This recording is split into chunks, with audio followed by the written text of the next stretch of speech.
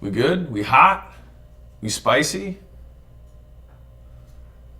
In the chat, let me know if you guys can hear me. I don't see you yet. Okay. I see you. Okay, you're good. All right. Let me know if you all can hear me. We're doing something new. We are 10-4 spicy. Great. Okay. So we're doing something new now. Also, can we decrease the delay between me saying stuff and me? Like, can we like? Not like I gotta be edited or censored. I probably do need to be edited and censored, but y'all are just gonna have to deal with how that goes. But yeah, some of you guys may know this, but I'm committing fully to doing more live streaming, and I want to do this so I could like make my content with you guys, and so you can kind of see like behind the scenes what it actually is. And so I'm going to my rough plan, my rough agenda for today. Oh, my audio sounds mirrored. Does that sound like anything? All right, live? Yeah, you can hear me? All right. So the plan for the day is that, one, I'm going to talk about some content strategy stuff that I think will be beneficial for you guys. And then I'll be taking live Q&As from y'all, doing a little Hormozi hotline action. All right, so that's the very rough agenda. Part one, some stuff that's good. Part two, more good stuff that's good. All right, fantastic. Cool, let's rock and roll. So I'm gonna do a quick intro, YouTube style, so you guys can see. It says audio is bad. This is bothering me. It says echo. Sounds good now. Sounds good now? Yeah, I'm listening to it. Okay. All right, so here's this is like me behind the scenes actually doing this. So here's the intro. We got 32.7 million views on YouTube this month. Here's how. So I posted 35,000 pieces of content this year. We did a $100 million book launch for $100 million money models in 72 hours, so 3 days. We did over $100 million in sales, 105 point something or 6 million to be exact. And the issue that most people struggle with is that you're making not enough content, number one, and the types of content that you're making are not attracting the types of customers you want. And so the promise that I have for you today is that I will show you a framework that I have called SPCL, like special if you want, but it's how to build influence rather than how to get as many views as possible or anything like that. All right, but it's a 4-part framework. Special is how you can remember it, SPCL. And I want to break down each of the 4 components for you so that you can think about how you want to approach making content, all right, and building a brand in general. And so I also share this because I am not somebody who naturally, like some people just naturally have that like taste and brand knowledge and like have cool factor for like I'm not that way. Like I'm not naturally that way. I'm not artistic. I'm really not creative, but I will work hard. And so I'm going to share the stuff that I've learned so that you can, hopefully, if you just have work ethic, you can model it. Okay. So SPCL, these are letters, and hopefully overhead cam works all right. So SPCL. Okay. So what do these actually stand for? All right. So number one is status. And this is why you hear me talk about proof so much. But how do you define status from an operational perspective? For those of you who are new to the channel, I like to operationalize things, meaning like I like to look at objective reality and describe how you would see it with your eyes, rather than try and put a whole bunch of like emotional words around stuff, because these are like that type of language is what confused me for a very long time when I was coming up. And it was only after I started defining things by what I could see, what I could observe, did reality feel like sharper, more crisp to me, and my ability to predict what was going to happen next increased by a lot. And so this is why I talk in this way. So how do I find status? So status is someone who controls reinforcers in a given environment. So that's a little bit fancy word, but fundamentally, if you control the good stuff that people want, then you will have status no matter what it is, right? And so the simplest example I have is like, if you go to a bar and it's a busy bar and there's a bartender and you have to get the bartender's attention in order to get a drink or booze, that guy in that moment has status. He controls a scarce resource, right? But if that guy walks out of the bar, no longer controlling that scarce resource, he does not have the same status or even close to it, right? Like outside of the bar, he's not getting tips every single 5 seconds when he like moves his hands a little bit and like says something nice, right? People aren't waving money at him as he walks in the street. Of course not, right? But it's because he has status in one condition and he doesn't have another. Now, what's interesting about all 4 of these elements I'm going to break down, they all can work independently, but the idea is that you want all 4 to be stacked together. And this is what gives you the most influence, right? So like any of these four on their own would give you influence. Like that bartender, if he just says that, he would have some level of influence. And I'll give you a different example of this. If a kid inherits money, right, they're going to have status, right? Like if you have money, even if you didn't earn it, even if you didn't anything, if you have money, you will have some degree of status because you control something other people want. Period. That's how it works. All right. But would that kid who has money have the same status as a kid who has money who also gave you, 10 different crypto coin picks that all popped off, right? Well, if he gave you 10 different picks and you followed them and they all popped off, you would for sure, like think about it, like how much more influence would that person have over them saying, hey, you should put money in this, or hey, you should, give me money for XYZ, or whatever it is. Obviously, I'm talking money because I'm a business person first, but like, think about how much more influence version 2 would have with just 2 of those things versus version 1, right? That's the difference. But if you have all 4, that's when you become Super Saiyan. One of my classic examples of, which leads us to P, right, which is power. So status is number 1, so you control scarce resources. Power is number 2. I would say if I had to only pick one, I would pick power. And I'll explain why.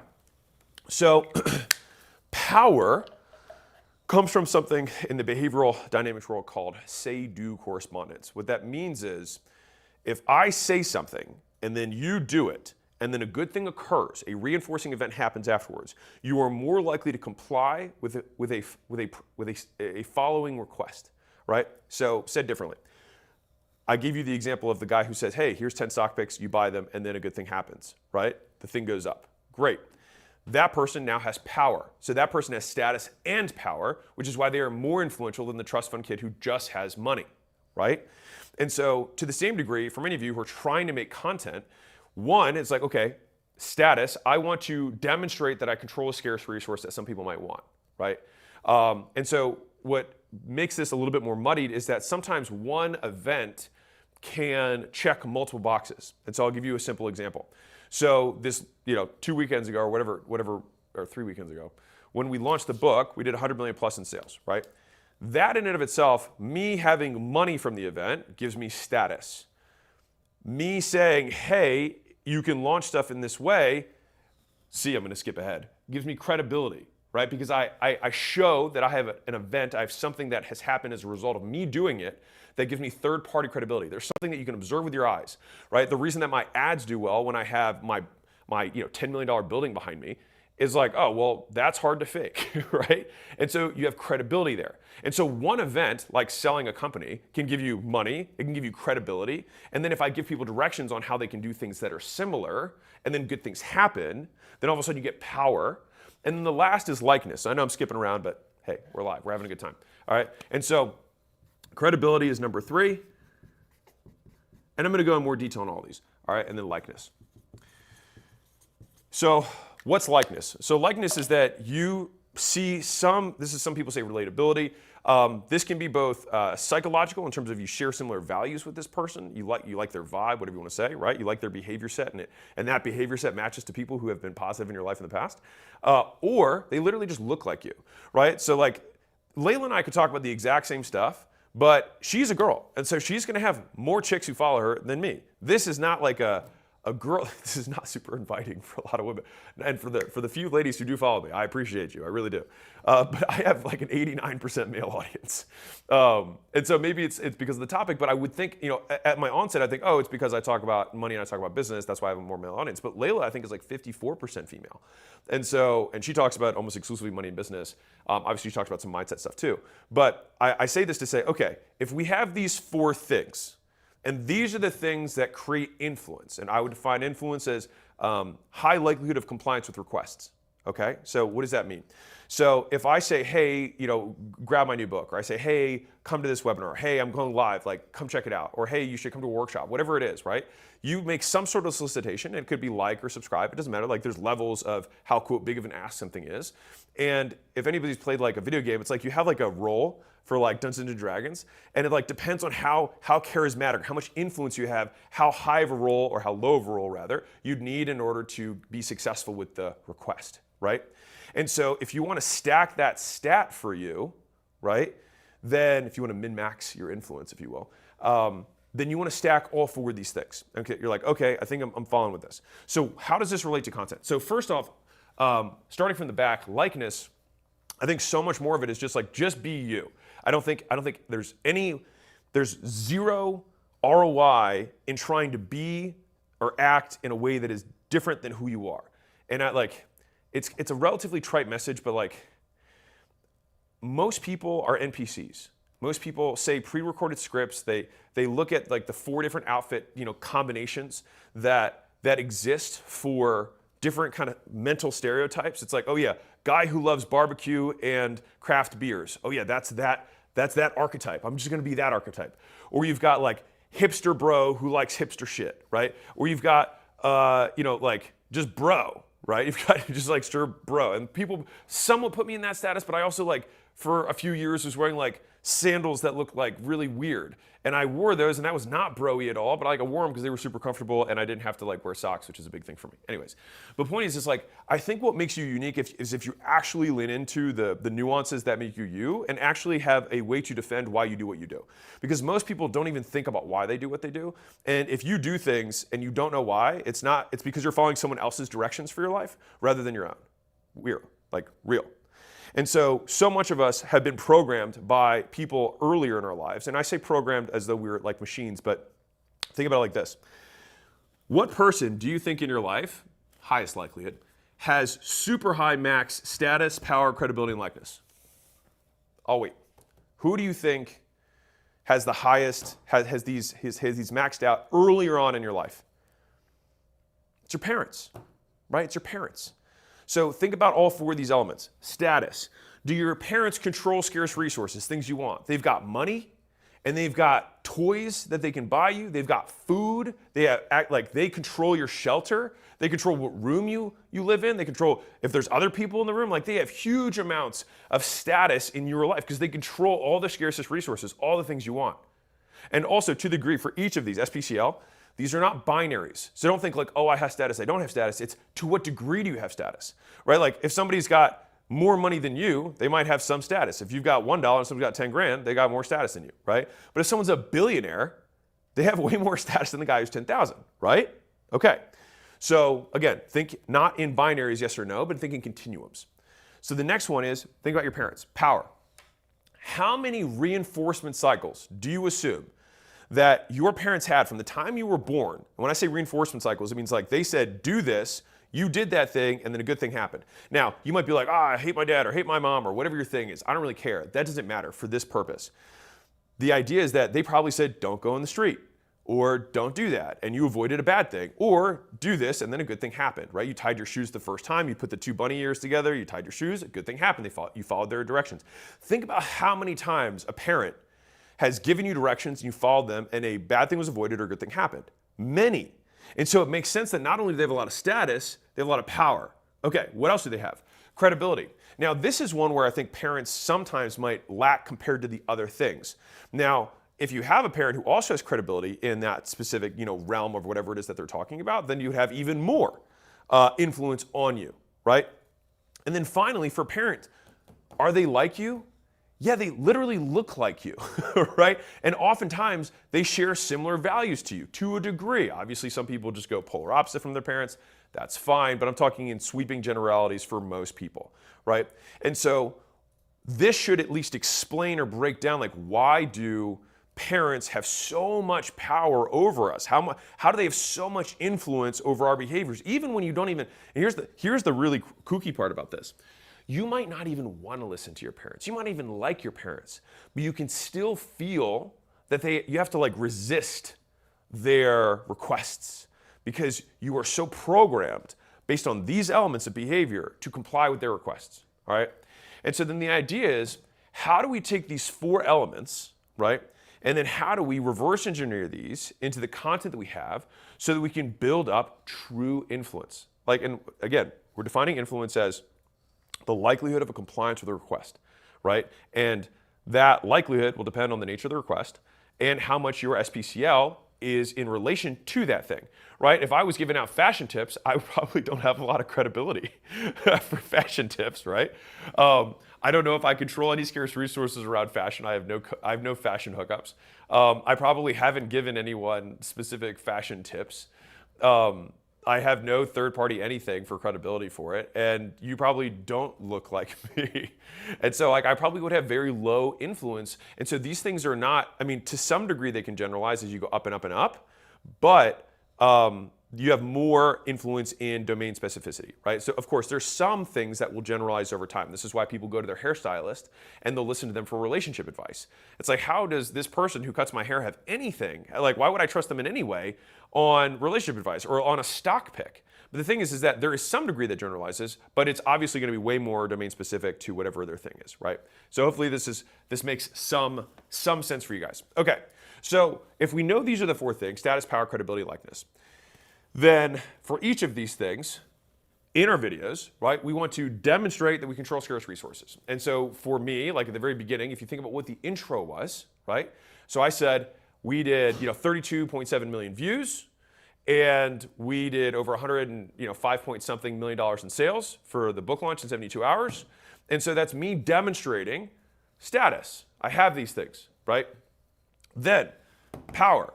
So what I'm going to do in this video is I'm going to break down four things that you can follow, and if you follow these things, you're going to be more likely to get people who are going to comply with your future requests. And so that means that they're not just going to watch your video, but they're going to be more likely to, one, watch the next video, and if you have any kind of call to action in the video, whatever level of call to action that is for you, whether it's subscribe or like or share or buy something that's small or set up a call or whatever it is that you sell, then this is going to be second, right? Like you'll have included that in your content.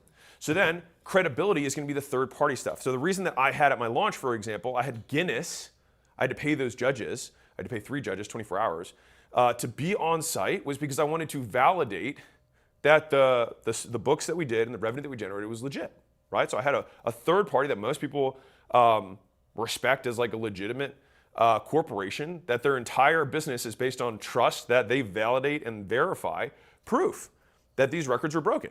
And so that gives credibility. And then with respect to the video, status and credibility can seem similar, but because so commonly the things are linked, what I mean is like if I say I just have money, I will have some status. But with relation to what this video is about, the credibility component will be more around the views that we're able to generate and the sales that we were able to generate from having content.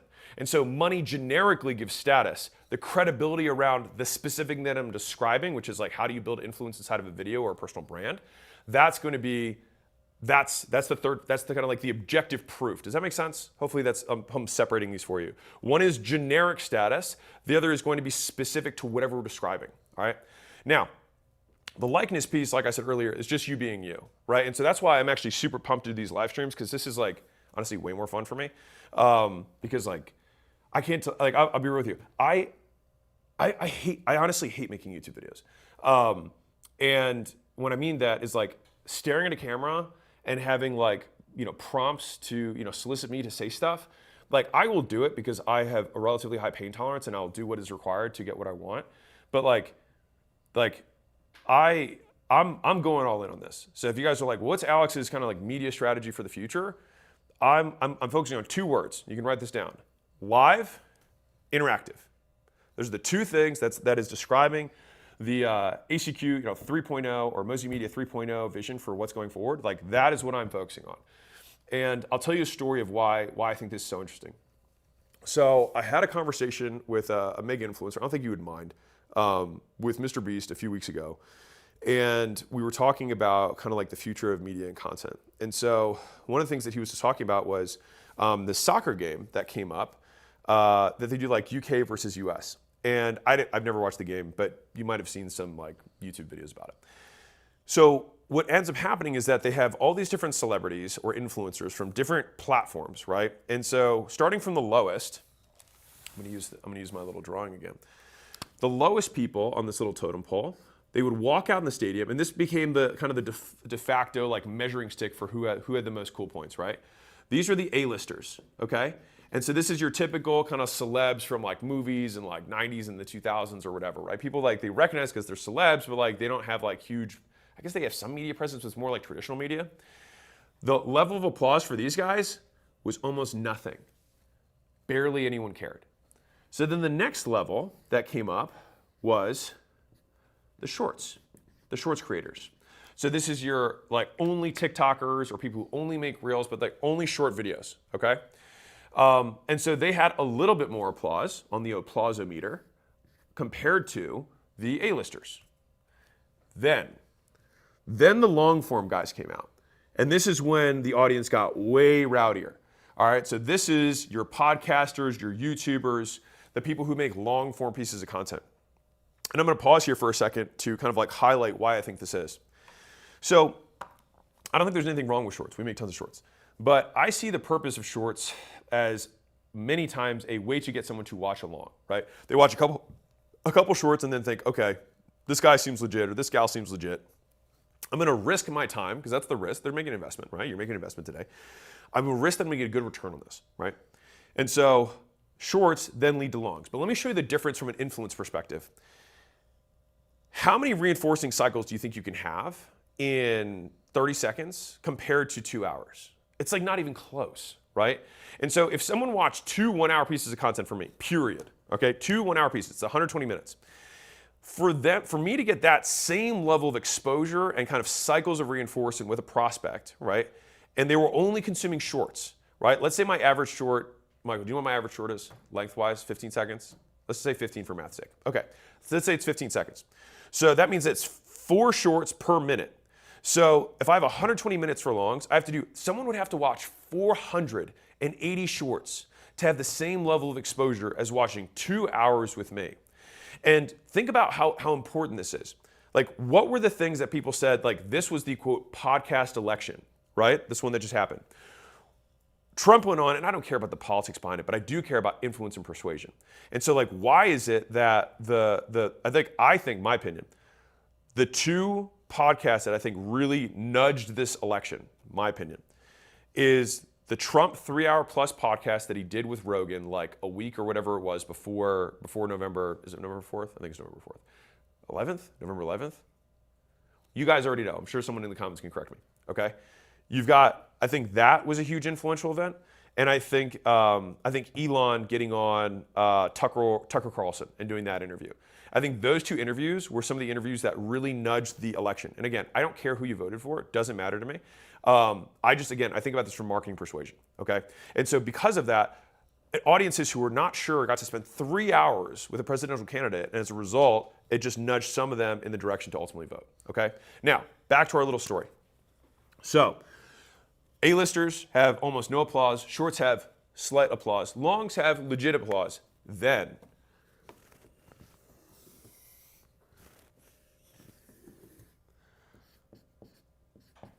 the live streamers. When the live streamers came out, it was like the entire auditorium or stadium or arena erupted. And when I heard that, it was such a visual example of just like, I mean, we have this saying, which is like butts and seats, right? Like, if you like some of you guys who are watching this have some level of following, or you make some sort of content, whatever. And some guys who don't, like, you might as well get started, right? But if you just make a bunch of like meme content, right? You demonstrate almost none of these things, right? You demonstrate no status. You give no people any directions on what to do, so they get no positive results as a result in their life as it relates to whatever domain they care about. You're not demonstrating any kind of credibility. And maybe you have some element of likeness. That one you might have. Some element of likeness that might come from a meme sort of content, right? And so what happens is some of you guys are chasing views when what I think you want is you want to have prospects who are more likely to comply with a future request, right? And so we need to change our behavior to maximize the likelihood that occurs, right? And so in looking at this thing, this is why I'm telling you, like, showing my cards, I'm gonna be doing more live streams. And I think it's also, and this is me like outside of SPCL, but I think like meta themes overall, is that I think that the internet will always move towards truth. And so I think the A-listers, everything's super curated, everything's super polished, it's photoshopped, it's scripted, right? And as you move closer this way, it's rawer. Like you have a 3-hour podcast, like they're not scripted, right? Or most of them aren't, right? Streaming, it's like, yeah, we're live, right? I can't do anything, like we're live. And so this idea of how can we approximate the rawest reality of us hanging out, right? And actually going through this stuff, I think that is what will unlock the most influence, as long as you are still including these SPCL elements into it. And I think that's the marriage, right? How do I do SPCL and do it as many times as I possibly can? That's the idea. And so live streaming provides that opportunity. Now, let's also think about this from a context of volume, right? So whether you like him or not, Rogan, tremendous influence, right? To the same degree, PBD, tremendous influence. Dave Ramsey, tremendous influence. What is it that these guys have in common, right? What is it they have in common? They're putting out hours of content every single day. So you guys want to hear something a little bit mind-blowing? So I said earlier that we had 35,000 pieces of content, right? Now, I hear plenty of times, there's tons of $1 million businesses, $2 million businesses, things like that. They put out one piece of content a day, right? And there's nothing wrong with that. That's 365 pieces of content a year. And if you think about the size of acquisition.com in terms of our revenue, right, compared to somebody who's doing $1 or $2 million a year, and they're doing 365 pieces of content, we're just quite literally doing 100 times more. That's it. Like we're literally just doing 100 times the volume. And as a result of that 100 times the volume, what do you think's happening? We get 100 times the prospects. And so a lot of like people want to try and like outsmart themselves and thinking that they can like not do the work that's required, but it's actually far more linear than you would expect. So like we just know that like 1 out of 10 shorts is going to go is going to be a 2 or 3x outlier. We just know what that math looks like. Same thing for longs, right? And so it's like, how do I just jam as much into that input output machine as I possibly can? And as long as I'm checking these boxes, like I'm making the right kind of content, then you're going to get the right kind of prospects. All right. So I'll give you one more nugget, and then I'll open up for discussion. And I love Dave, by the way. For those of you like Dave's a G. Dave's been doing like I don't care who you are, you have to respect that man's level of effort. Like he's been doing this for 40 years. 40 years. He's been putting out 3 hours a day of content.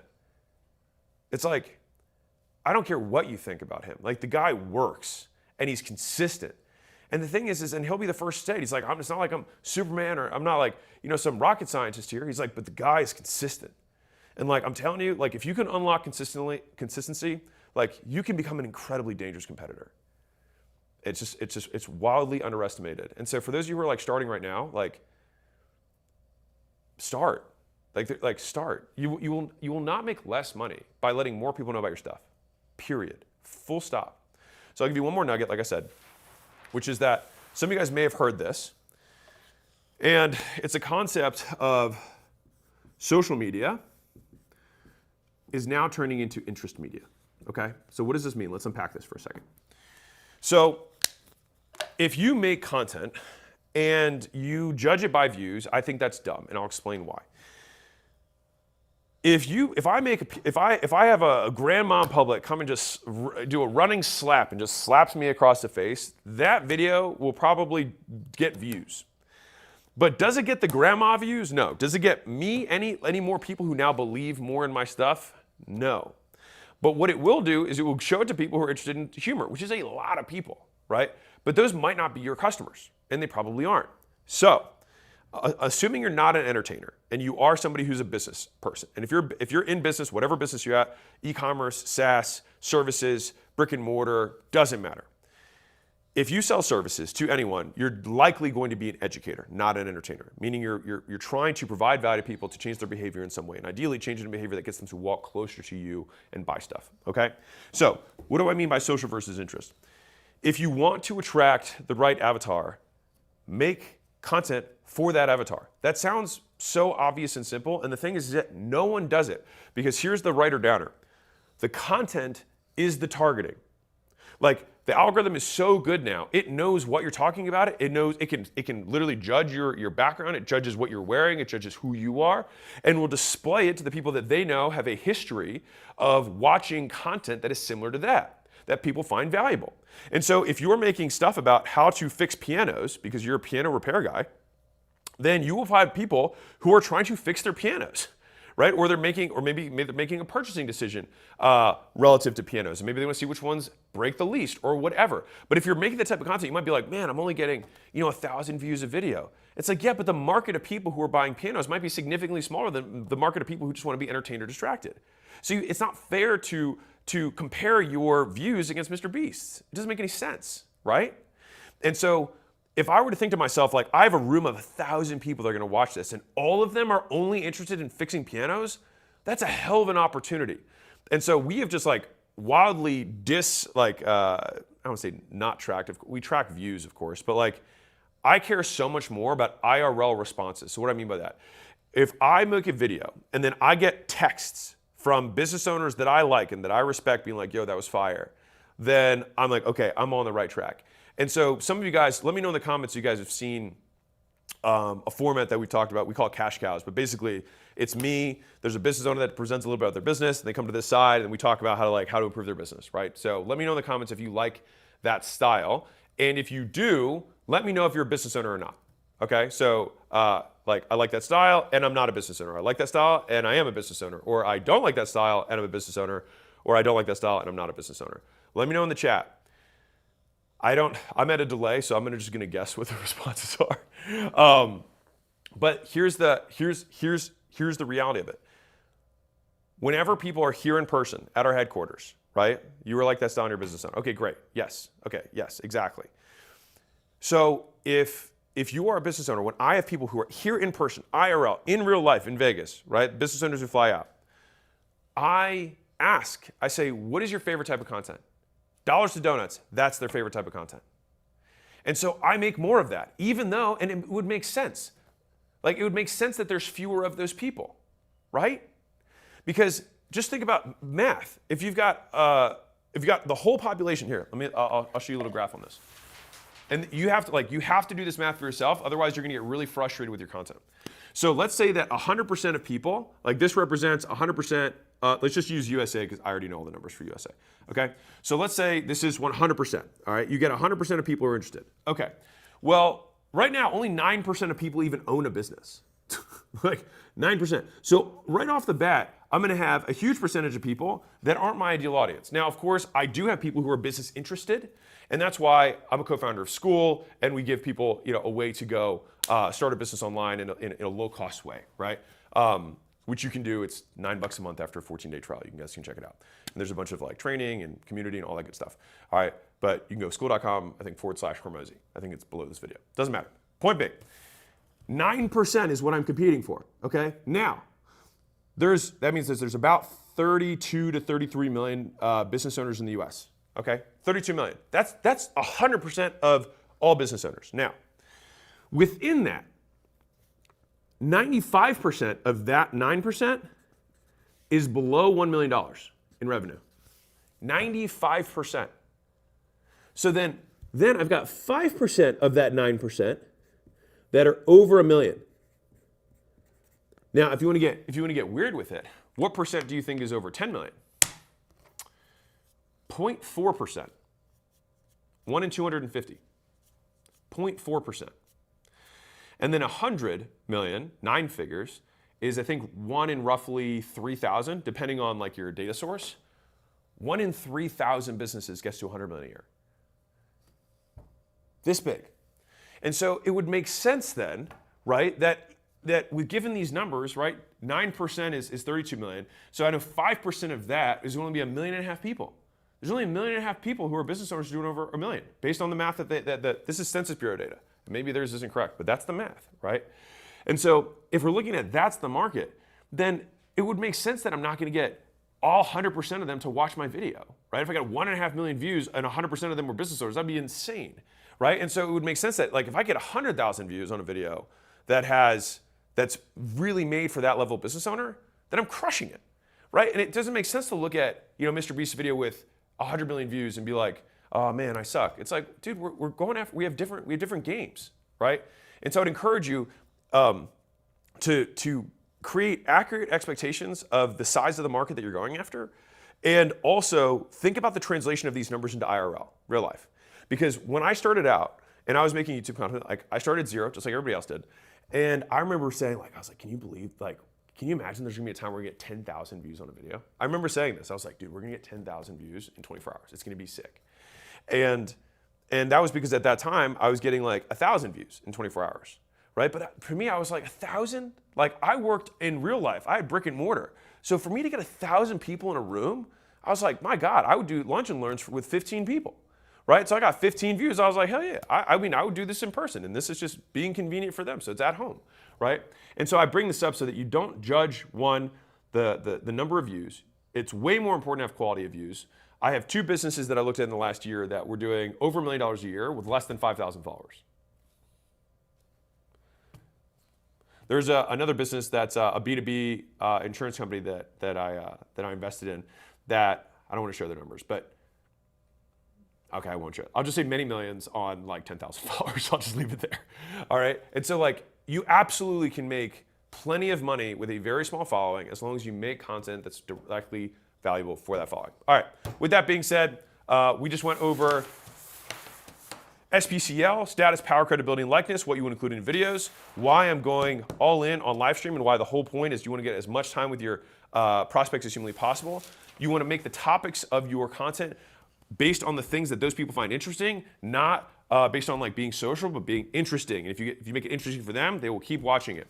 And then being realistic about your expectations on how many views you can get based on your size of market. All right. With that being said, let's rock and roll. Let's do some llamados. I don't know the Spanish for we're gonna go OG. We're gonna go old school. Isn't this so 1990s? Okay, we good? Hello? Can you guys hear me still? Yes? All right. So who's that? No, you can just chat for a bit. I'll chat for a bit. Okay. While they turn this on, I'm gonna go a little chat. So let me know any questions you guys have in the chat related to this or related to anything business, and then I'll answer what I have while they turn the first caller on. Cool? All right. You guys like live? Llamadas. There we go. Now I know. Llamadas. We got to get some llamadas on the line. Yeah, the $100 million man is still here. $100 million man, rocking and rolling. You guys liking this live setup? I love this. This is so much more fun for me. Okay, so Adam, you're 22, want to build a multi-million-dollar business. Should I start now, fail forward, and learn on the way, or spend money to choose building skills, cash, and clarity? To me, those are one and the same. Like, you will build skills by failing. So I would try and do stuff. Like, just being real. Like, do stuff, learn from it, and if you can make money while you're doing it, great. I think that for many people, one of a huge leg up that you can have is working 1 to 3 years in the industry that you want to get into. Like, I think there's huge upside there because you don't even know what you don't know, and you learn so many like default ways of operating. Because when you have to, I'll give you an analogy. So imagine you've got a pile of bricks, right? So you've got this pile of bricks. All right, let's say that these bricks represent, stuff that you can use to build. This is gonna be a terrible pile of bricks, but whatever, okay? And someone says, go build me a building, right? So you then try and assemble these bricks in 100 different ways. And the thing is like, if you don't have directions on how to assemble those bricks, you're not gonna know what assembly is the correct one for a building. And so the thing is that if you have an ideal building in mind, right, then there may be a few ways that you can correctly assemble the bricks to get a building, but there's gonna be way more ways to not assemble the bricks to make a building. And so for me, I would rather just kind of like if you're building a building, like you're building an IKEA desk, right? If you don't have the directions and you have the pieces, you might eventually figure it out, but it takes so much more time than having a model to look at because you automatically know, you're like, okay, well, first thing I'm gonna do is I'm gonna separate my tools over here, I'm gonna put my screws over here, and then I'm gonna put my blocks over here. Great, so it's the first thing, that's what you do. And then after that, you're like, okay, I'm gonna look at this picture. There's got these 4 legs, and you're like, all right, let me put the leg number, let me flip it upside down. So put leg 1, leg 2, leg 3, leg 4. And you're like, okay, it's almost looking like a table. But if you have no idea and you've never built a table before, you didn't build anything before, then it's way harder to do. And so that's why I think I would recommend make money, earn, and learn 1 to 3 years. Like my first thing out of college, and like college is different now than it was then, but like I did college for 3 years, and then I worked for 2 years. And then the next thing I did is I still didn't even start immediately. I then started as like an apprentice at a gym because I wanted to get in the fitness business. So I went to a successful gym owner and said, hey, can I like work for free? Can I mop the floors? And I was like a white collar consultant. So I went from making, I actually don't remember what I made. I know I had $50,000 in savings. The reason it's like unclear is because I got paid on contracts. So it was like very lumpy. Anyways. But anyways, he then basically started paying me minimum wage to follow him around. But like an amazing ROI for me because he was like, oh yeah, like email marketing. And I was like, what's that? And he was like, oh, it's this whole thing, right? And again, YouTube wasn't really like around the way that when I started doing this. And so I had to learn the hard way. So that being said, hopefully that helped for Adam in terms of thinking about what to do. And John, what's up? We on? Yeah, John. I was going to say Alex. Yeah, that's me. Hi. John, what's up, man? Tell me about the business. Yeah, so we help people with chronic back pain and sciatica get pain-free with our online program. We're currently doing about 95 talk a little grand slower. month, Talk a little and slower. I think our constraint is Talk a little lead slower. consistency. Can you hear me? Oh, yeah, sure. Okay. I can. Talk slower. Yeah, talk slower, talk louder. Okay. Okay. Yep, so we help people with chronic back pain and sciatica. We have an online program. Okay, And so we're currently online. doing- Okay. Yep, And you help with back pain. And- Got it. that's right. What's revenue? And we're doing 95 grand a month. Okay, so you're doing $1 million a year, roughly. Okay. So you're doing $1 Yep. million a year. Right. Great. How are you? So I know you're online. Are you selling via checkout page or via sales call? We do a DM to triage call to sales call. Okay, so okay, cool. You're doing online salespeople. Okay. Yep. Okay, got it. And how are you getting leads? We have 1 million followers on Instagram. Okay. 1 million on IG. Anything else? Yeah, like 200 grand on TikTok. Okay, cool. Well, you've probably already seen the difference of the value of 200,000 on TikTok versus 1 million on IG. Yep. Want me to give you a quick hack to turn those TikTok people into more value? Please. Yeah, so we have found that the best call to action for TikTok, if you want to sell higher ticket stuff, is actually make the CTA DM me on Instagram and then put the link to your Instagram. Wow, okay. Yeah, So, like, on TikTok, you get people to DM on Instagram. I know. But you already have your whole DM team set up Okay. on Instagram anyway, so like it works great. Yeah, cool. All right, so that's thing one. Great. So what do you want to do? What's the limit? What's holding you back? It feels like leads consistency. So we have 1 sales rep and 2 setters, and I want to get more sales reps, but it's just like 1 week will be filled out weeks in advance, and then another week we barely get enough leads to fill up 1, and then we just end up pitching on every single post. So it just feels fatiguing for clients. So I'm curious, do we start ads? Can we start retargeting, or do we need to fix something first? How many posts a day are you putting out? We're putting out 1 post a day on Instagram. We tested 2, but it's just like we really focus on, we edit it for 8 hours, we make it great, so it's 1 a day. Okay. I think you can probably make more. I'll just put that out there. Okay. I would 100% not believe in the mythology of like there's a platform limit. There totally isn't. And that's on, and I pretty much stand by that on every platform. Like Fox News puts out one, I just looked at this, we were calling up this morning, does 1 long per hour on YouTube. Oh, wow. Right, and they do like 300 million Wow. views. Right, and there's a Bollywood account that gets 1 billion views a month on Instagram and puts out 100 posts a day on Instagram. Jeez. Yeah. So you have to think about it like this. So I hear what you're saying with the fatiguing the audience. I think more realistically, you're fatiguing your editor, not your audience. I think they're not making good enough stuff. No, I'm being real. I think they're not making good enough stuff. Like your audience has an insatiable demand for value. Don't you believe that in your core? Your audience has an insatiable demand. It will literally never, it's an endless pit when it comes to value and has almost no appetite for fluff and waste. So if I don't know if you can see the YouTube, but if we have, let's imagine that this circle represents 1 million people, okay? When you make a post, you're getting like 1 to 2% of your audience to actually see it, right? And so if you make more posts, you'll just have more 1 to 2% that see it. Okay? Now, where your issue comes up is that when you make your call, your direct call to action posts, then it goes from like that kind of thicker dot to just like an itty bitty speck because your reach gets hammered, right? We actually do a call to action in every post, like at the end. Yeah, and that's why it's okay. fatiguing.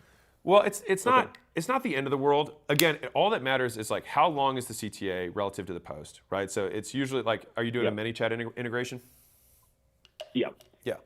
So how long is the CTA? It's like 6 seconds. That's long. Is it pre-recorded, or is it like pre-recorded then stapled on, or are you making them native every time? It's native, but it's the same every time almost. Yeah, so you want to swap out what the lead magnets are constantly. Oh, okay, got it. Right now, because like, why would they respond? They already got it. Yeah. Yeah, right. So, all right. So I'm gonna write down little nuggets for you. So number one, we're gonna go TikTok, DMs to IG as CTA. Number two, we're gonna make more lead magnets so that you can alternate through them. Number three, I think more content is a good idea. Okay. Number four is I think you need to lower your time, your CTA time. So I would shoot for like 3 seconds or less for your CTA. Because the thing is it'll kill the view through rate, right? Okay. And then that's killing the amount of reach you're getting. Mm-hmm. Yeah. Okay. Sounds And good. you're doing comment like book or comment whatever, and then it DM'd them the thing. No, we actually do for a free static assessment, and then we just basically say comment for an assessment, and then we book a call at DMs. Yeah, I mean that's also a really heavy ask. So it might be worth considering like a cheat sheet and then a triage question. Okay. Because I mean like that's like the heaviest right hook you can do. Yeah. I'll give you guys a little insight also to my live stream bros. On one hand, like when we do ads that are like direct to workshop, that's like quote the heaviest ask. Like, hey, come out to Vegas, right? That's a pretty, it's got to have a hurdle, et cetera. Now, when we have a scaling roadmap, which you may have seen ads for, right? The scaling roadmap has lower immediate ROAS, but over a 60 or 90-day window has superior ROAS to direct to workshop. In addition to that, it also has like 10 times the reach. Because getting somebody who's a little bit like, somebody who's like, yep, I want to come to a workshop, like they've already consumed, like that's almost like, it's almost like warm audience retargeting more than it's like an ad and a process that like nurtures, prospects and then, warms them up, provides value, et cetera. Yeah.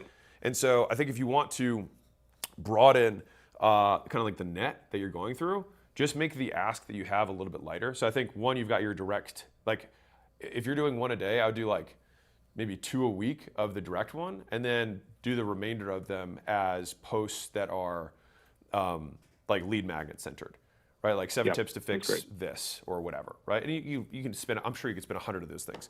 It's not that hard. Yep. And then the triage question is like, hey, are you here for free stuff or do you want to solve the problem for good? And they're gonna say, I want to solve the problem. Then you're like, great, and then you're into a sales conversation. That's great. Cool. And then at what point would you start retargeting ads?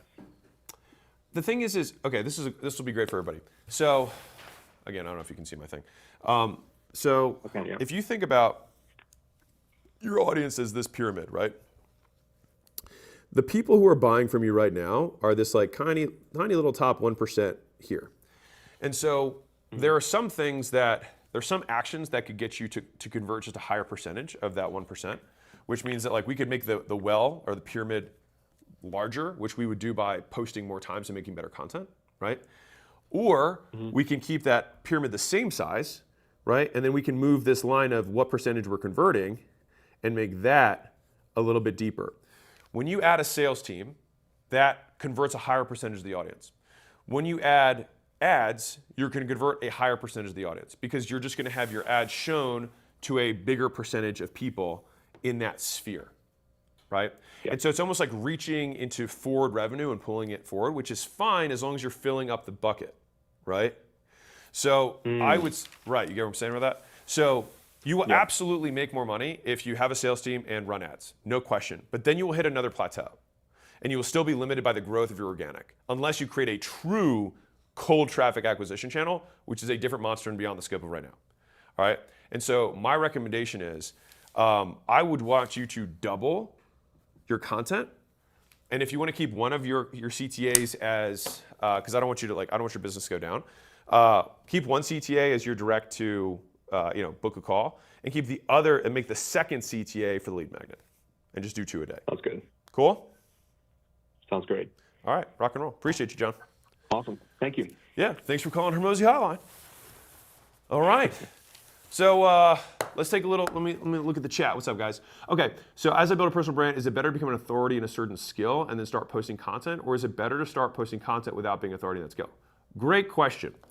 So my perspective on this, and this probably will differ from other people's, but I can only explain what I do, right, and the kind of the thinking process behind it. I never want someone to question whether I'm legit or not, right? And I think that way, and maybe it's because I just have like massive insecurity, who knows? But the reason that I tend to always start with proof, right? And so I would rather, like, and if you don't have external achievements, right, then you need the achievements to be effort-based rather than external, okay? So what does that mean? So instead of saying, hey, I did a $100 million launch, that's an external achievement. Everyone can see that, great, lots of money, et cetera, right? I could say, I made 35,000 pieces of content. You can control that. Now, whether you did a good job or not is a separate thing. But when you do effort-based achievements, it's kind of like grind or pay, right? And so in the beginning, you don't have the money or the proof to do it, so you have to grind. And so grind-wise, it's like, I'm gonna make 35,000 pieces of content and document what you're learning along the way. That's fine. Like, that's the game. And so that will be kind of phase one. Phase two is be willing to work with people for free. People spend way too, like, I'll say this differently. If you're getting started, every single business, to this day, I still start with free stuff because I want to get feedback from people. I want to know what they like, what they didn't like, what their pain points are. I want to figure out how to smooth out the process. I want to figure out all these different things. And me trying to guess at that on my first shot and ask people to pay me, I'm like, I don't want to do that. I'm going to have a bad reputation. I don't want it, right? And so it's going to take you so much more time. Think about this. For you to get 10 customers who pay you, with it never giving anything away for free is going to take a long time. You getting 10 people to start working with you for free and then using the 10 testimonials you get there to then get your 11th, 12th, 13th, 14th, 15th, 16th, 17th, 18th, 19th, 20th customer is going to take you less time to get that 10 paying customers if you do 10 for free first of whatever it is that you sell.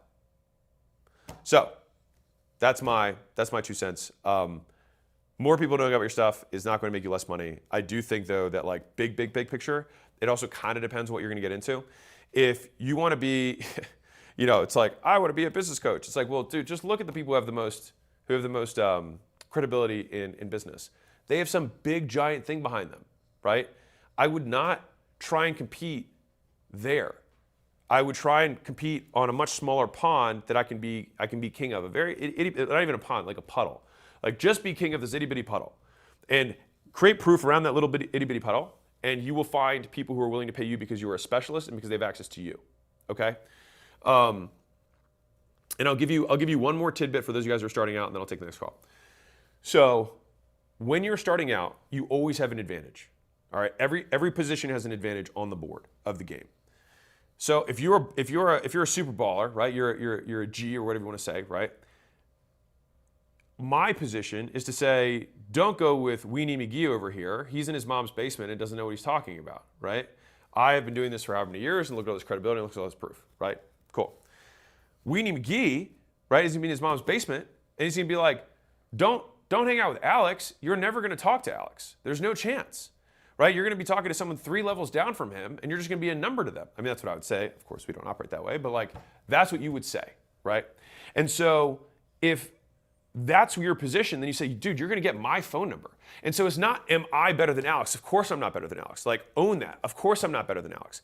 But I am better than the 3rd rung down on his company, and you're going to get my phone number, and I care about my reputation, and that person doesn't. That's where you compete. And so that's how you can start getting a foothold, which is why there will always be room in the market for people who are new, because people who are established are going to have their position to play. Coca-Cola Classic is going to say, we're the classic. We've been doing this forever. And the people who are new and upstart is like, hey, I'm a young founder. Just try my soda out. If you like it, tell me, give me feedback. I'll try and fix it. That's the position. Both can win. And for everyone who's like, I don't think this will work or something like that, it's like, dude, like, I was in the same position. It's not like I'm 50. You know what I mean? Like, I started at 0 2. And you just have to outwork, right? And you got to say, like, I'm willing to do more than those guys are. And in the beginning, people don't want to say it. I'll do it for less until eventually you have proof. And then when you have proof, it becomes a virtuous cycle of charging more. Okay. Caller 2, Steven, let's rock and roll. Until eventually you have proof. And then when you have proof, it becomes a virtuous cycle of Steven. charging. Okay. Can you hear me? Yes, sir. All right, mute me in the background. Will do. Okay, so I'm gonna. Nice to meet you. Nice to meet you too, Ben. I'm gonna because the team collected your numbers. So monthly revenue right now is 54K, right? Yeah. All right, Yeah. and then ad spend is 3K. That's monthly. Yeah, per Yeah. month. I got you. This is per month. Great. Ads is 3K. Great. Per month. Yes, Okay. sir. Per Yeah. month. Industry is your medical. What do you do? Custom insoles. Yes, I'm a podiatrist. Oh, cool. Yeah. A buddy of mine's dad was a podiatrist back in Baltimore. Okay. The offer is insoles for 300. So this is your AOV, call it right. Is 325. Yeah. I know that you're in pounds, but I'm just used to writing dollars, so it doesn't really matter. Okay, constraint is Google Ads are underspent. Okay, so you can't spend more than the 3,000 a month. Is that correct? Yeah. Okay, are you local?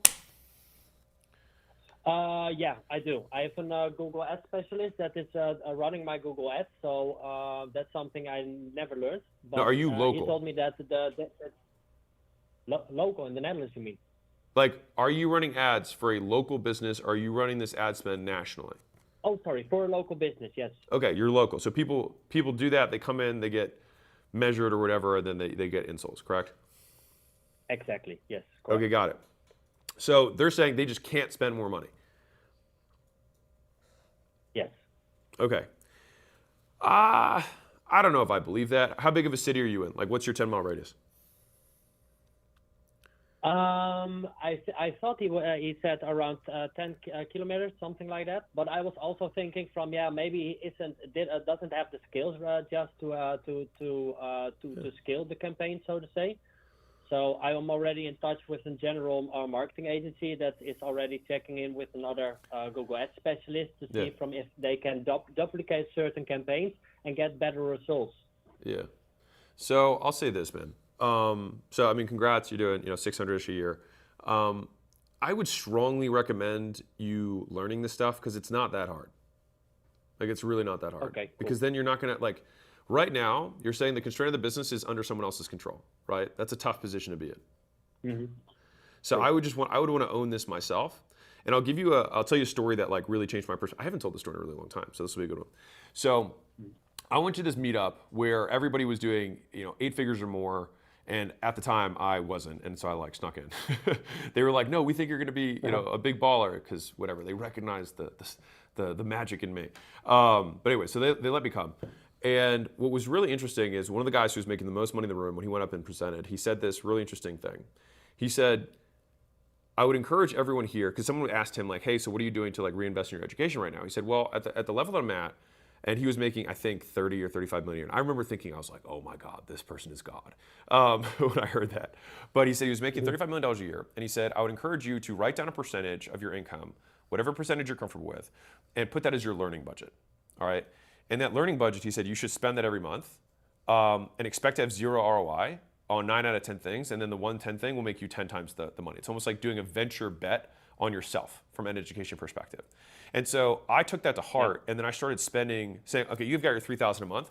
I want you, Steven, to do $3,000 a month that you control. And you say I'm gonna spend $100 a day, and I'm gonna see if I can beat this guy. Because I promise you, when it's your business, you'll beat him.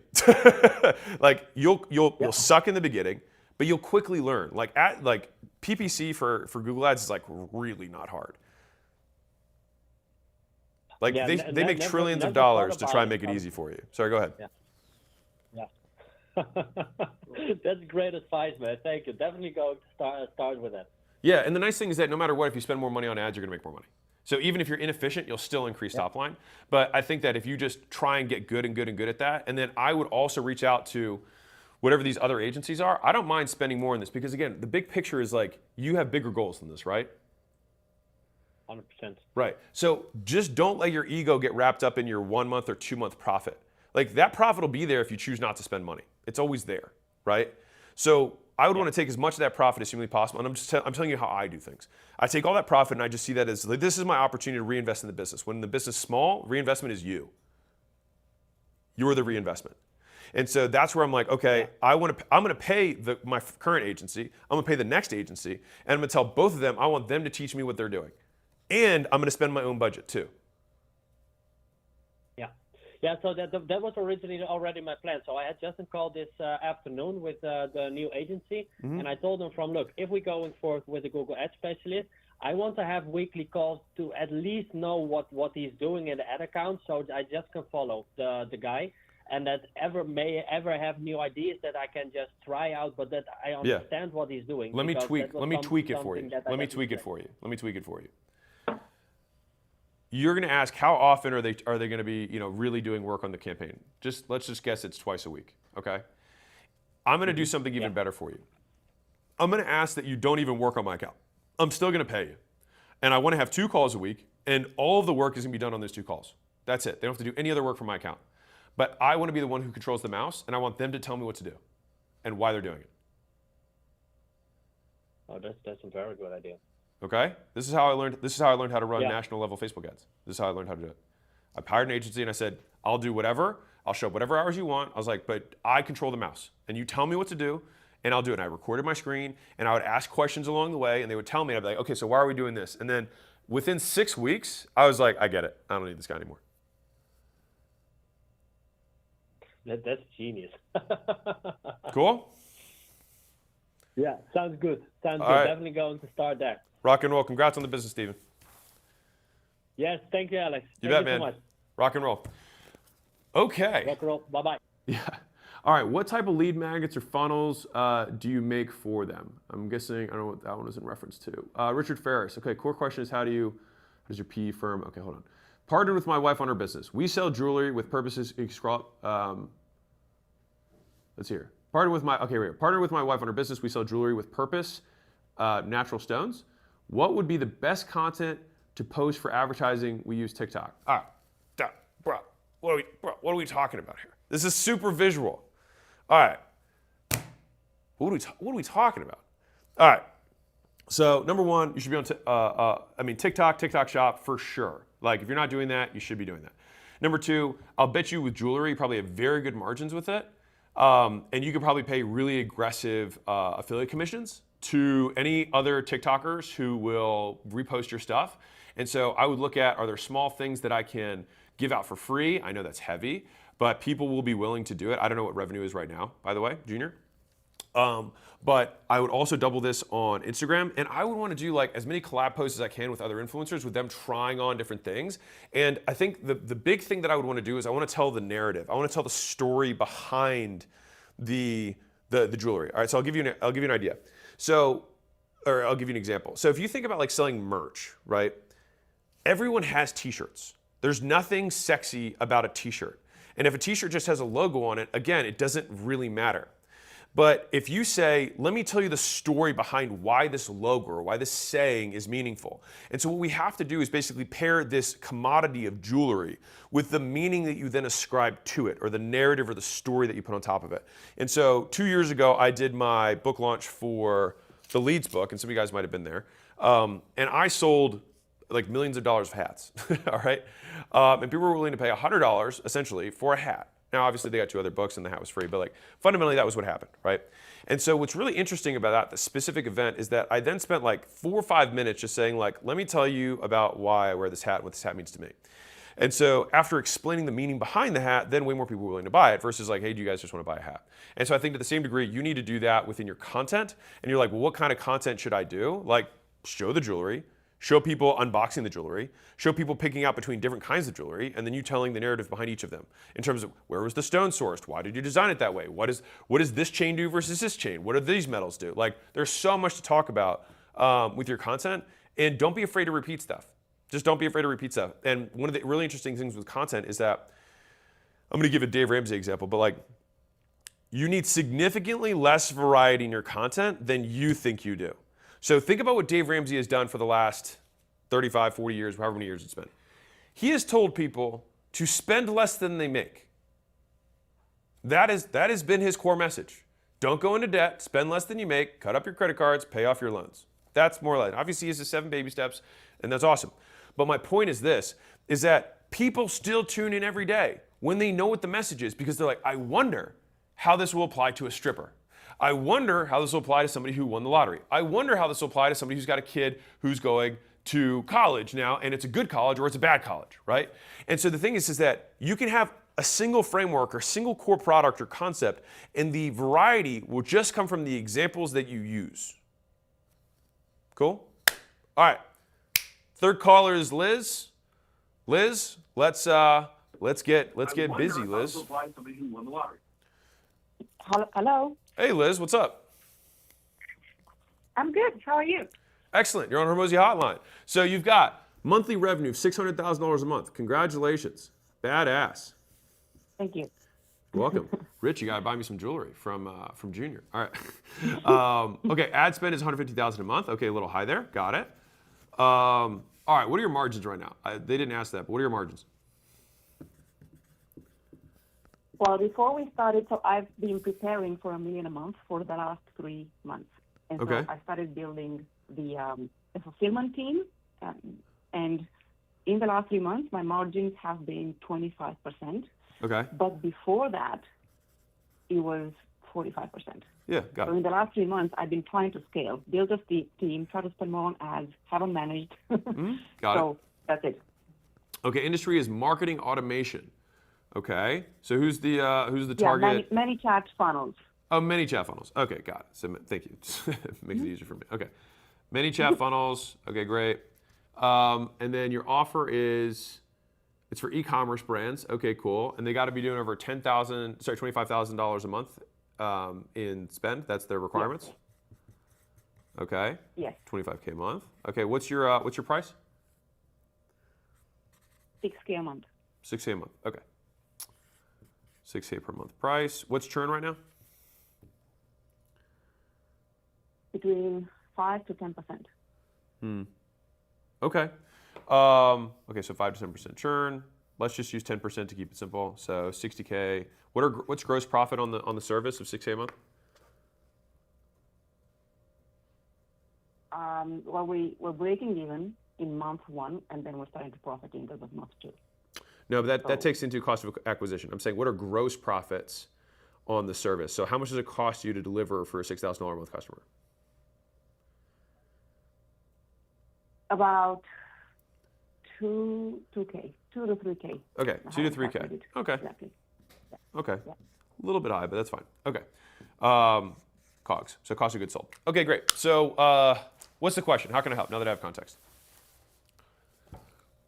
I've been struggling to double my ad spend. So our meta ads break when we push from 5K a day to 10K a day. Yeah. So the question is, should we, instead of multiple 1K a day campaigns, which might be competing against each other, They're not. Don't worry about that. consolidate everything into a They're not. Don't worry. Like that master media video buying with a mumbo jumbo. single- Don't worry about it. Doesn't matter. Okay.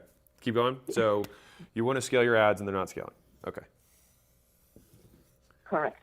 Okay. So is the one master campaign that's spending 7 to 8K a day with one single asset and a ton of ads is better than multiple 1K a day campaigns? I have no idea. I actually don't think it matters. Being real, my whole life, that has never been the thing that has limited me. Said differently, I don't think your bidding strategy is the limitation for why your business is not getting to $1 million a month. Okay. This is why it's valuable to have Is it properly creative? identified constraints. Is it creative then? Yes, I think it's probably the creative. Where are you? How are you thinking through the hooks that you're choosing? Well, I'm researching using ChatGPT, whatever ads I see online, what feels good, what sounds interesting, and I roll those out. Okay, so I'll tell you, I'm going to guess right now that that's probably the issue. So, are you familiar with the 5 levels of awareness from? This is Eugene Schwartz. Yes, I am. Okay.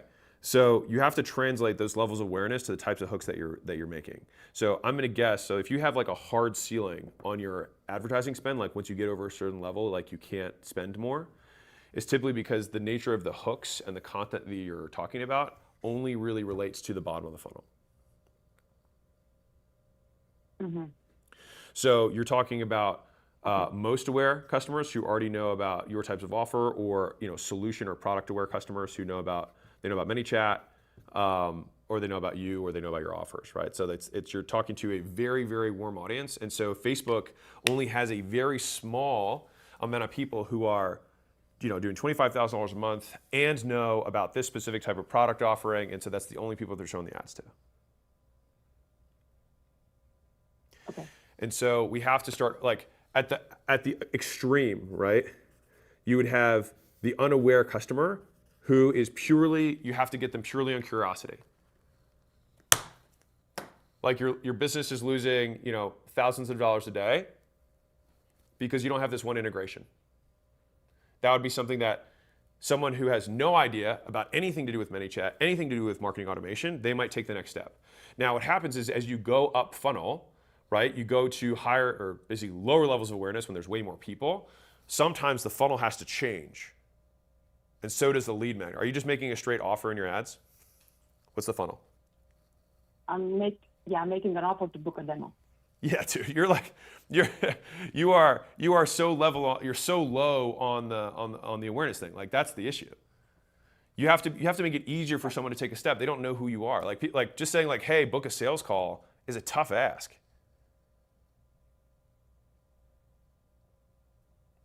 Okay. Right? And so this is why like lead magnets and things like that make sense.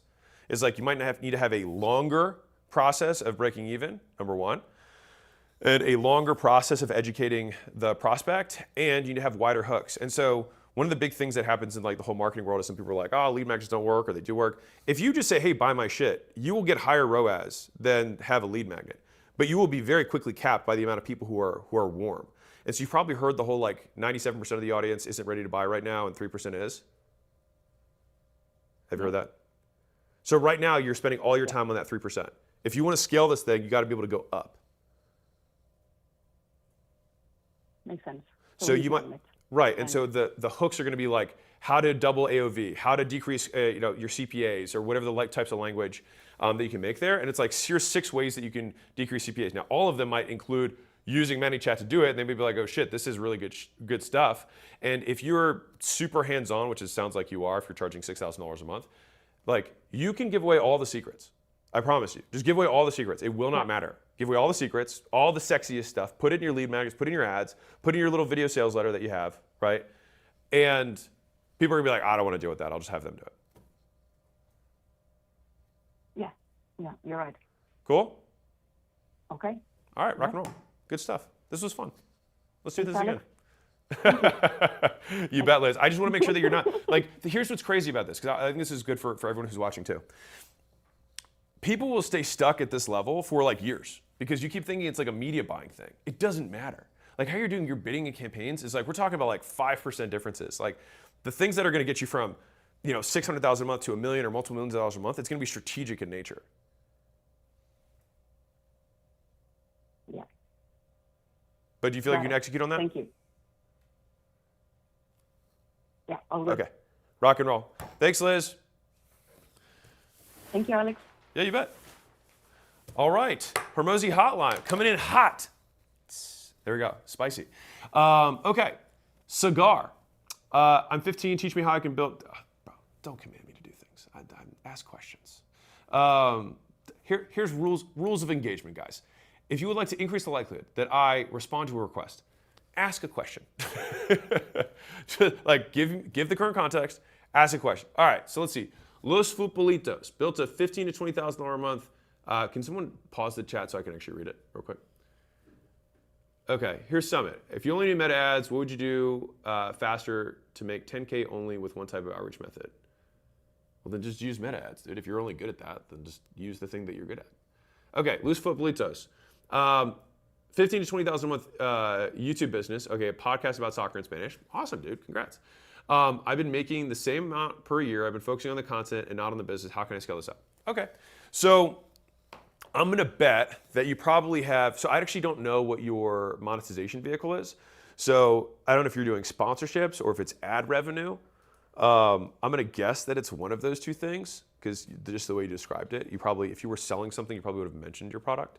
So I'm gonna assume that you don't have a product and that you were just basically a media business, which there's nothing wrong with that. So if you want to, so think about it like this. There's a couple ways you can grow the business.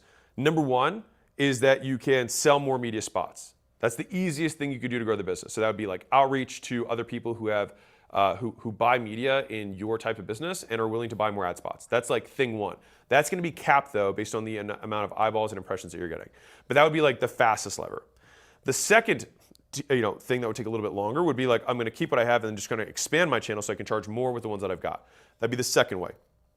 The third way is, and this is a smart cookie way of doing it, is it depends on how much getting in the game you want to be, right? And so when you have a media business like you do, I see this as this big continuum of risk and reward, okay?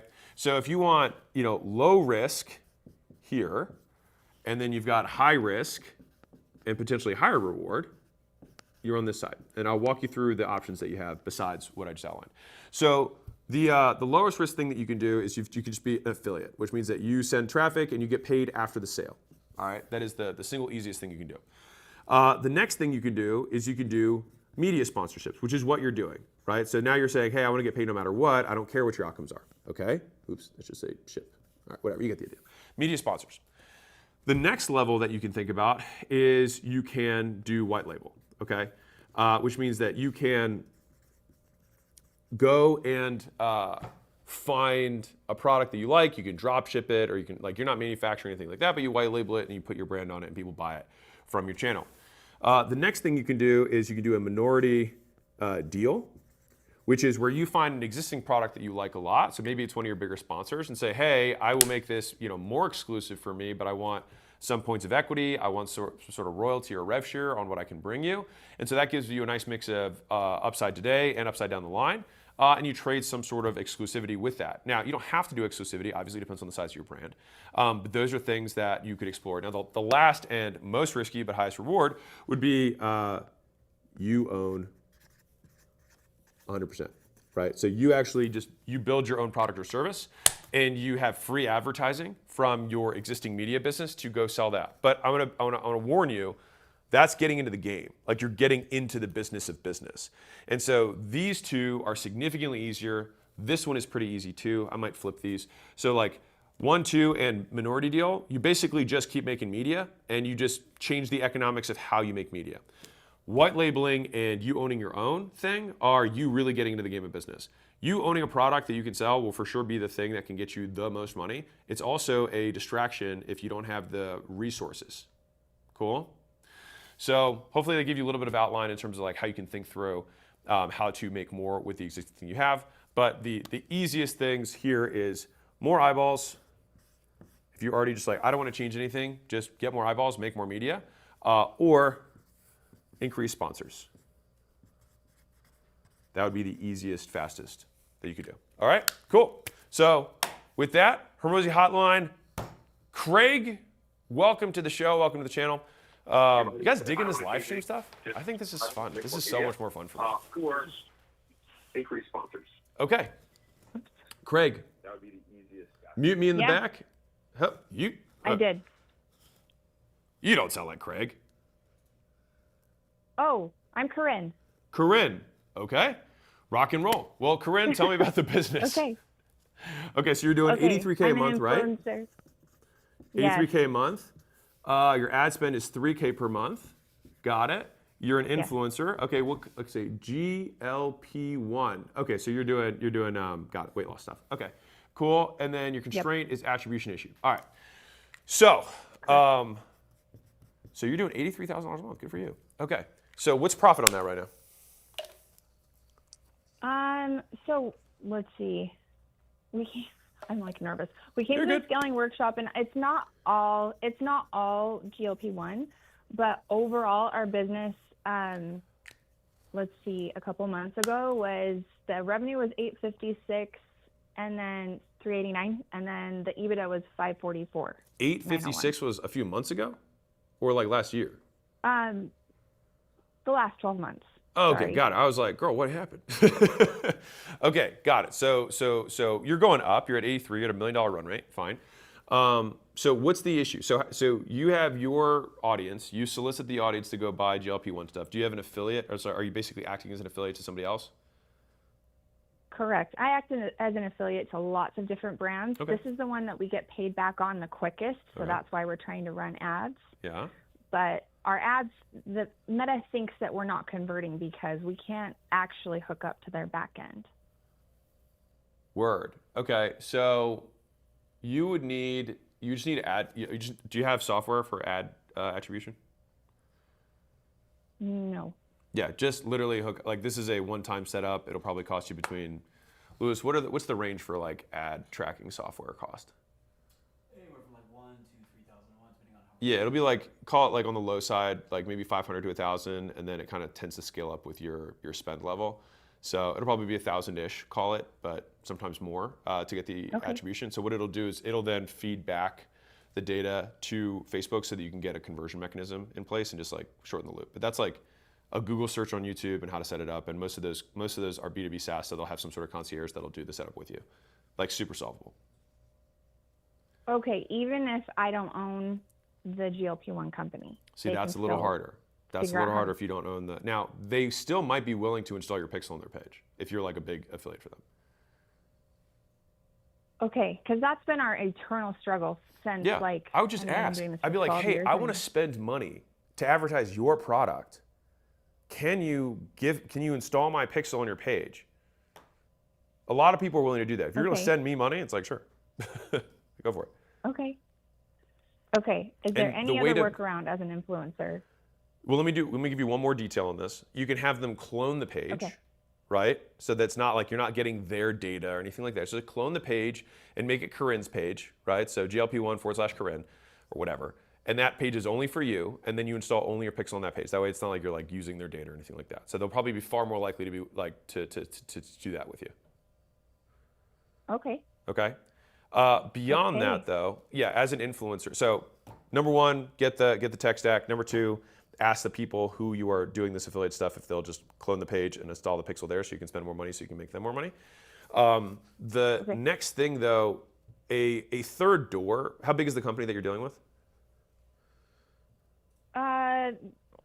How big? They've been in business for a little over a year, but she's been doing telehealth for 10 years. Okay, well, I was going for size of revenue, but what I would suggest, no, you're fine, don't worry about it. So what I would suggest doing is saying, hey, I'll make ads for you, and my normal affiliate commission, what's your normal commission percentage? For them, 40%. 40, right? So I'd say, hey, I will do this deal with you where you give me 20% instead of 40, but I'll make ads for you and you can run them. Okay. And then they're fronting the cash, and you get paid 20%. And then you'll go back and forth. There'll be a negotiation. But at the end of the day, it's free money for you. Yeah, I don't know if they'll do that because it's like a direct sales company. So if they do it for one person, they have to do it for everyone. They don't have to do it for everybody. They could say that it's something that they unlock after you do, hey, if you make us $50,000 a month and you have a large organic following, we'll put money behind ads. Okay. I mean, I would do that as a business owner. Like if you have a massive audience of the types of customers that I have, like, sure, like I'll spend the money. And like the beautiful part for you is that you're going to get your brand more recognized, right?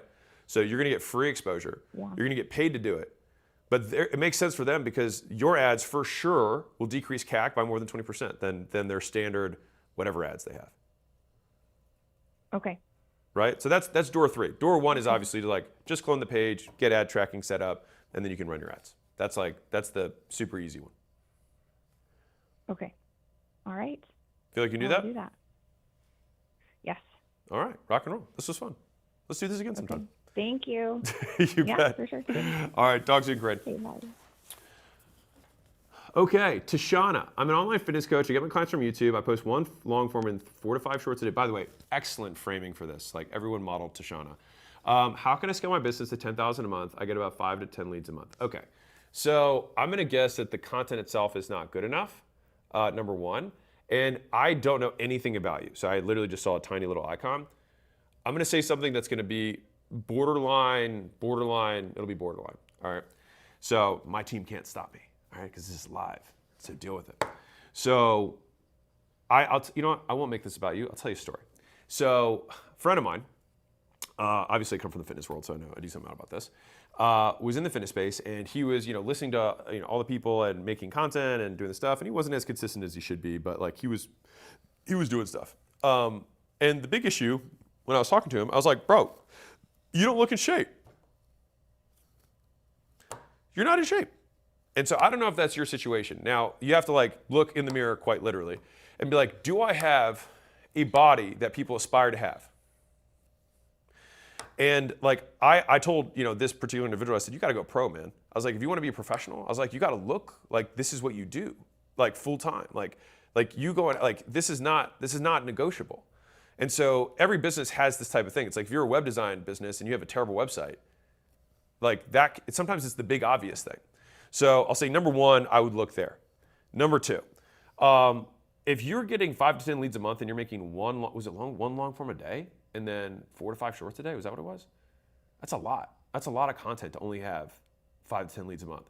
So I don't know what your view count is on your videos, but you probably need to make better content. That's like the absolute simplest thing is like you just need to make way better content, number one. I guess that's number two, get in shape, number one. Number two, make better content. Number three, you might not be soliciting your audience. So one of the easiest things you can do, I mentioned this earlier, is like you can have people just directly DM you on Instagram. And if your content is wholly on YouTube, then you need to direct them to a platform where you can more easily have a conversation, right? Conversions happen in conversations, all right? And so I would say, send them to a calendar or put a calendar link for people to just book a call straight with you. So I don't know how you're collecting leads, but if it's like an opt-in or something like that, like you can probably just put a straight calendar link on all the places that you make content. So there's 5 if you're on YouTube. So you've got your profile bio, number one. Number two, you've got your pinned comment underneath of every single one of your videos. Number three, you have your description, which you want to make sure that it's the first line with the link with some sort of big reason to why they should click it. Number 4 is going to be community posts on YouTube, like you should post your community posts. And number 5 is you got in video. So a third of the way through a video, you make a quick call to action to whatever it is. Might be like, hey, by the way, if you like this, then you might want to come, you know, buy more of my stuff or work with me directly, whatever it is. And I would say if you're in the fitness world, then I would make my CTAs around personalization and accountability. That's the number, 1 and 2 things that people want when they're trying to lose weight is they want it to be personalized to them and they want accountability. So like what can someone not get from free internet content? They're not sure if this is right for them or that it's personalized for their specific needs and they want somebody to like call them up and be like, hey, stop being I'm trying to keep this PC. Man, I have so many words that are just not good. A rotund individual. Stop being a fatty. All right, you need to hear that, right? That's what they need to hear. I'm not saying that's what you would say, obviously, but they want somebody who's going to hold them accountable. Okay. So with that being said, let's rock and roll to let's see if Craig will pick up this time. So Craig, welcome to Hormozi Hotline. Hello, Alex. What's up, dude? $18,000, $18,000 a month, right? That's where we're at. 18K per month. Ad spend is 0. Okay, got it. Industry is digital services. You're SEO. Got it? Yes. Yeah. And you're selling to e-commerce? Yes, we are. Okay. Selling to e-commerce brands, trying to. So basically, business is about a year old, and we've got, like, my best friend is a really good web developer. We joined forces, started like using his network to get clients. So we've done around $285,000 in the last 12 months. Yeah. We're proud to say we've never had a client churn, but Amazing. we're kind of like a glorified tech support department. So basically, what's it's price anyone point? with a credit card and a pulse. What's price point? Price point?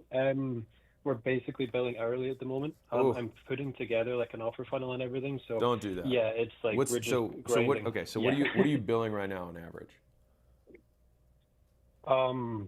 Like £50 an hour, say, so like $70 or so. Right, it's just you and him? I'm trying to, with one other full-time developer, a few freelancers and everything. So we do offer like, we do SEO, we do good web development, PPC, some CRO stuff. It's kind of like we need to really rein in on our ideal avatar. I feel a bit silly because you've already shown me what to do. I need to go move mountains, get a ton of leads, get our ideal avatar. But you do need to change your I have offer. the opportunity to speak to you, so You do need to change the offer. Yeah. The offer sucks. For sure. Yeah. We need an offer. Dude, you're selling to people who are doing 30 to 100,000 a month, right? Yeah, well, that's the target audience. Some are a bit smaller, but yeah. Well, whatever. I mean, I don't know if you just heard. I had who did I have on earlier? I had Liz, I think. Liz is doing $600,000 a month doing many chat automation, and she's selling to e-commerce owners doing $25,000 a month, and she's selling $6K a month. Right. Yeah. You're selling like Yeah. $100 a month. Yeah, underpriced is. Yeah, you're wildly underpriced, but we have to tweak the offer and the pricing together. Yeah. So I would want to say, like, can we say, like, we'll replace 10% or 20% of your traffic with SEO within a year, and our services are, I don't know, starter $2,500, $3,500 a month, just to like get going. Yeah. I have an offer I'm starting to pitch on cold outreach. If I can run that by you. Okay. Yeah, so I mean, basically, SEO industry is like really commoditized by retainers. So I'm trying to just ramp up cold outreach and basically offer people like a free personalized audit as a lead magnet. So I'll show them where their competitors are ranking, where they're ranking, and what they're missing out on. I'll give them a personalized loom, sort of showing them how to improve. And then we're going to do like a 28-day sprint to basically fully optimize the website as much as we can, try and get them as many wins as we can in the first 28 days. I wouldn't use the word audit. With a guarantee. Yeah, I wouldn't use the word audit because I think that sounds boring and not fun. So I would say, like, look at, like, we will find you at least 7 revenue opportunities that you can set up within the next 30 days for free. Gotcha. Okay. And then you walk them through it. Yeah, way better. And you walk them through it and you say, hey, you can do this on your own, turn it over to, a web company, or we'll do it for you. Gotcha. And I was thinking like in terms of like a guarantee, I was thinking maybe like we refund sort of 25% of our cost, like our profit margin, something like that. Yeah, that's fine. Yeah, I'm trying to make it more compelling, but I think SEO is a tricky industry to sell right now. Yeah, I mean, the thing is, it takes time for SEO to work. Yeah. Well, I mean, we can do a lot in like 4 weeks and just show them like initial wins and because I'm trying to build the trust because everyone's got a million SEO guys in their inbox just like, hey, Can you do Hurt? Can you like guarantee around rankings? Like we'll get you in the top 10 or on the first page or something? It is tricky because it's like we could do everything right. Google changes their algorithm and their site goes down. So I try and pitch it as like we're going to stack the odds in your favor, but yeah, it's hard to guarantee results. I guess we could guarantee page speed, but I mean that's not really the be all end all of a business. No. Can you do anything around just traffic, not necessarily ranks? I mean potentially. Yeah, I mean, I like the 7 revenue. Like, if I'm just keeping it simple, I think 7 revenue opportunities. We're going to unlock these things. This is our price. You don't have to worry about guarantee or anything like that for now. Gotcha. Okay, so just like one time kind of lead magnet. Here you go, and hopefully from there book a call. Maybe go into like the sprint. Yeah, I mean, I would say like, here's what it is. We can implement this in your business. Do you want us to implement in your business? Great. And so, if you want, have you read the Money Models book? Yep. Yeah. Yeah, I would use a wave fee offer for you. Okay. So for everyone who's watching online, I'll on this. So wave fee offer is the last offer I think in the continuity section. And so when you have a business that like takes time for someone to get started, you do an A/B and you say, hey, option 1, you keep flexibility, right? And so you say, hey, it's $25,000, and then it's $5,000 a month after that, or I'll waive the 25 and it's $5,000 a month, but you got to stick for a year because it takes time for the SEO to work. And the good news is that if we haven't made progress within the 90 days, you can get out. That would be my like second outdoor. Cool? Like that way it's like you don't feel like you're committed. Like, but in 90 days, if we haven't, like what to insert here, but if we have an X within 90 days, then we'll let you out of the contract. So instead of the guarantee is that we can let you out of the contract without having to pay the waive fee exit. But if we hit our thing, then you got to pay that to get out because that would have been the flexibility price. Okay, gotcha. Cool. That makes a lot of sense. I appreciate it. Yeah. Cool. All right. And just to take a second, I always thought if we ever spoke, I just want to thank you for everything that you and Trevor have done into drilling everything down into a way that we can all understand. Because when I'm overwhelmed and I'm overthinking, it really helps so much to be reminded it's that input-output equation at the end of the day. Well, I'm happy to hear it, man. Yeah, thank you, man. You're awesome. All right, man. All you. All right. right, see ya. For everyone online, I'm talking about page 153 inside the money models book. All right, so this is the last part of the continuity offers. That's the wave fee structure I was just talking about. Okay, let's get kooky with it. Okay, Andre File. Okay, so I run an AI cold email. Okay, so just give me one that can you pause it somewhere so I can read it?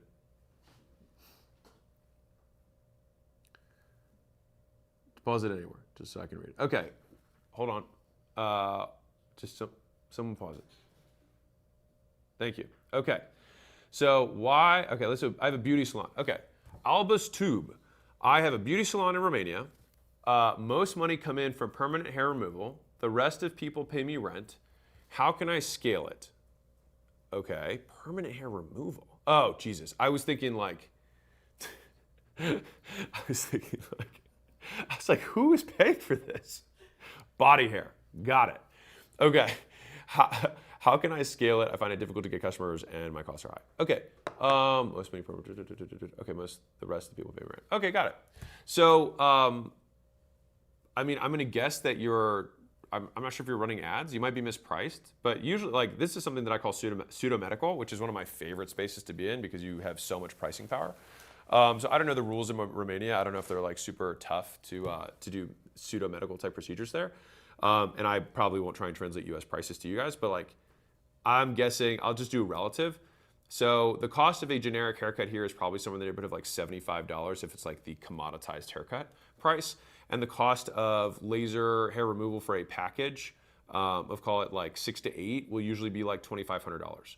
And so maybe you can make that appropriate difference. And so if you're looking at your price points compared to your hair stuff that you do, compared to your removal stuff, that might give you an idea of maybe that you're mispriced within Romania. Secondarily, I think this is it's super visual in terms of the nature of what you sell in terms of before and afters. And so I think organic Instagram for sure will be monster for you. And given how small Romania is, I think that actually might work pretty well. So I would go organic first with before and afters. That's easy to do. Google AdSense would be the second thing in terms of speed. Well, Google AdSense will be faster than posting. And then the third is that I would run meta ads. That would be my three-pronged approach. It's we probably have to change the price. You probably need to sell bundles, not sessions. You need to make sure that you're priced appropriately. And then given all of that, then we use those three marketing strategies. Cool. All right. Sixth caller is Crystal. Welcome, Crystal, to Hormozi Hotline. We are hot. Hey. Hey, what's going on? Woohoo. Oh, hi. Sorry, I was watching you on YouTube. Well, I Hello from appreciate Hawaii. it. Hello from Vegas. All right, so you're doing $33K a month. Okay. Got it. All right, ad spend is 0. Got it. Real estate is the niche. Okay, Oahu luxury homes. Okay, real estate luxury. Got it. Offer is buy, sell for high net worth. Okay, so you are an agent, right? Or you brokerage? Yes. Yep. Okay, are you a brokerage too, or just an agent? Oh, just an agent. Okay, and I said just. That sounded diminutive. I didn't mean it like that. So congratulations. Oh, no, thanks. No worries. Okay, so the constraint is needs funnel and a clear hook. Unsure if buyers or sellers can share the same offer. Okay, so you want to sell more houses, right? Yes. So far, I'm on track for 25 million this year, but I want to get to 50 million. Okay. So what do you do right now to get leads? It's all referrals, and a couple times a month I'll go live on Facebook. Okay. I was doing it more consistently, and I would get leads that way, but it's mainly referral based. Okay, so when you did go live more consistently, you got leads that way. A few, yeah. This year I picked up 10 million in sales from that one Facebook video. Well, what do you think I'm going to say? To do more of going live. Yeah, that seemed to work pretty good. So you did 10 million in sales. Your commission's what? Call it 3% on average between buy and sell? Yes. Okay, yes. Cool. So you made $300,000 off of the lives that you did. How many lives would you say you did? Usually only 2 a month. I used to go live every Thursday for 4 years straight. Okay, so 2 a month, and let's just say that that's what you did the year that you did the extra 10 million. Does that sound accurate? Yes. Okay, so you did 24 lives and made $300,000. So you made like $13,000 per live. Yep, that's good math. That feels worth it, right? Because it's pretty easy and fun. I just hop on, do a house tour, then hop off. Yeah. So what if you did that? How many houses do you show, or how many houses hypothetically could you do that for per week? I want to say max, not like let's start from where you were to like what would be the maximum amount of those that you could do? The max would be, I mean, if I really hustled, probably 20 would be like moving Per month? mountains with my schedule. 20 per month? Oh, I thought you meant per week. Oh, per week? No, Yeah, I that's could even do better. 20 per month. That's even better. I could do 5 per week. I could do 5 per week. No, but I like the 20 per week. That sounded so much better. Yeah. How about this? We'll do this. Do phase 1 of this.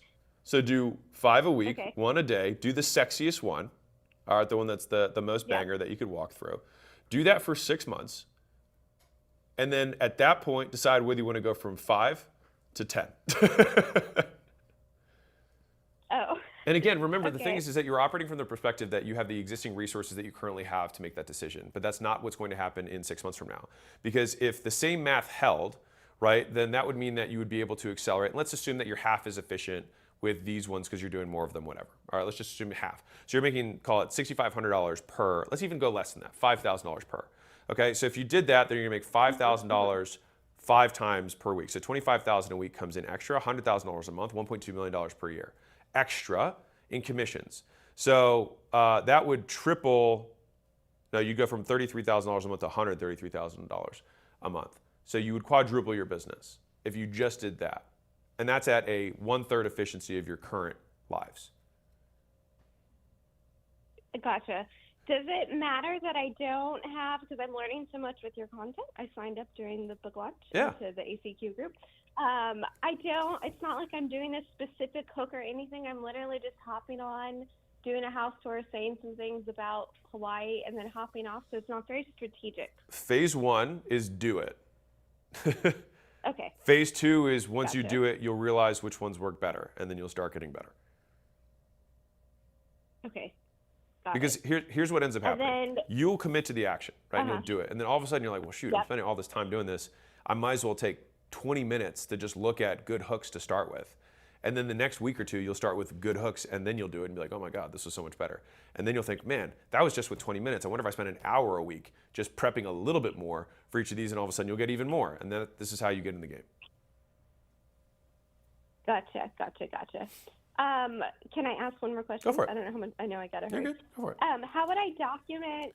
Because yesterday's workshop was so good. Document the aspirational achievements. You know, Well, of for you, it's already done. It's My- already done for you. The houses do the work. Oh, interesting. that and is the then aspiration. in the pyramid, like, am I solution aware or am I product aware? Like, I wasn't sure where I fell. So In I think that for you, again, like spectrum. what, like you showing sick houses is going to be like, I don't even want to get into that stuff for you right now. Like the reason that there are Okay, so many real estate reality shows is because people like looking at nice houses. Now, the Gotcha. difficulty of Okay. what's going to happen, so let me just play out what's going to happen next, is that if you do this and you're consistent, you're going to get a lot of people who start following you because people in general, people who are broke and people who are rich, like looking at nice houses. That's why those work as shows, because broke people look at them too, right? So Right. we just need to make sure that when you start getting these leads, because the next thing you're going to get overwhelmed, like the next call we would have if we were to fast forward this to 3 months from now, is you're like, oh my God, it worked, but it worked too well. Now I've got too many leads that are broke versus the ones that are good, right? And so then we're going to have to put a little bit of a triage process in place. And at that point, though, your sales commission should already have gone up by a decent amount. And then you can afford somebody to just work your DMs for you. Okay, gotcha. Cool. I'm following. And nice thing is you can have somebody overseas do that. So you don't even have to that's not going to be a super high expense. You can pay, $500,000 a month and have a full-time VA who's trained on, a simple, 6 or 7 question script. Very easy. Do I go live on Facebook or IG? Both. Okay, we got to figure that out. I've never gone live on IG. I promise it's one But one I Google can search figure that away. out. It's one Google search away. I know. Okay. Cool? Yeah, you could quadruple your business by doing one thing every day. I feel like we should just do that. Okay, I love this because I was trying to figure out what one thing to do. So this is very helpful. This is a good one thing. I feel very confident in this one thing. Okay. Me Cool? too. Okay. Thank you. I'll talk All right. again in You 3 bet. months. Yep. All right, Awesome. you bet. All right. Thank you, Alice. You bet. Take All care. right, bye. Bye. This is a great question that Crystal just brought up, by the way, everybody. Like when there's so many tactics that you have, that you're like, how I could make this better. This is something else I could do. Is like just start. And the thing is that you will like by starting and doing a lot of volume, you will feel the pain of doing a lot of volume with very little output. Then what will happen is you're like, man, if I'm putting all this time into it, I'm going to start getting better. And so most people try to like. They have this fallacy of the perfect pick. Like I have to make the perfect thing or it's not worth it. It's like, no, like start, realize that it's going to suck because you're putting all this time into it. And then you will be pulled because you've already made the commitment and you keep your commitments to yourself. You'll feel pulled to get more efficient at the thing. And then Crystal, for example, will start listening to more and more of my content related stuff and be like, okay, I'm going to start working on these hooks to make them work better. I'm going to start, people seem to like the outside of the house more than if I start with the inside of the house. Or maybe they like the view first rather than the bathroom, whatever. Like she'll figure out. And Crystal, if you're still watching this, what I would recommend doing is that when you have your lives, like there's so many content agencies, again, this is a little bit of investment for you, but like there's so many content agencies that'll just clip portions, especially if it's like tours and stuff. And then you can do trial reels that you can post up to 5 a day for the same reel, where I would be like, okay, let me start with different first 3 seconds. So I'm gonna start with the outside of the house. I'm gonna start with walking the front door. I'm gonna start with the view. I'm gonna start it with the amenities or whatever it is, and maybe a different verbal and visual hook. And then once you have those 5, you take the best one, you post it to your main page. Okay, Jack Malt, how can I get hot leads for high ticket executive? Okay, can someone pause me my little chatty chat? Okay. How can I hot leads for high ticket executive clarity service? It's a science-based service involving photography. Science-based service involving photography. Can you scroll up on my guys? Okay, here we go. I have 10 years of photo experience. High ticket executive clarity. I don't even know what that means. So I'm going to say something, Jack. So if like hopefully you're live. Well, I guess you are live, but I'll bet you, man, like you'll get way more leads if people can understand what you do. Like I'm just being super real. Like explain it to a 5-year-old. Like I take pictures of your face that make you look better and get you higher responses to your resume outreach. So it's just like I'm relatively confused by what you do, and I think that if I'm confused and I look at a lot of different businesses, prospects will also be confused. And so I think this is a messaging issue right off the bat, which is just make it very be clear, not clever. That is the issue. Be clear, not clever. And that's what I would do. And then from there, you're gonna have to let more people know about your stuff. So you're gonna have to either pick outreach, you have to pick content, or pick ads. My recommendation, especially if you want to be a thought leader, is gonna probably be on the content side. That's where the attention is. And so I would start demonstrating to the highest degree possible, SPCL, which is what I started this whole thing with. And if you can't do it for yourself, then you want to use or borrow the status of the people that you're helping. Next caller is Ann. Ann? Thought leaders can probably be on the content side. That's where the attention is. And so Ann, what's up? Demonstrating the highest degree possible. SPCL, Ann? is what I started this whole thing with. Ann? And if you can't do it for yourself, Ann? then you want to use or borrow the status Ann? of the people. Ann? Yeah. There we go. All right. I'm Okay, so you're on Hormozi Hotline. Let's rock and roll. So you got $200,000 per month in revenue? Yes? yes. All right. Ad spend 0. Industry is medical. Men's sexual function. Ooh, this might be spicy indeed. Men's sexual function. Okay. And then your offer is lifestyle, stem cells. Okay, so you're doing you're doing full injections and all sorts of stuff. Okay. Cool. And then we've got constraint is needs more qualified leads. Okay, are you a doctor?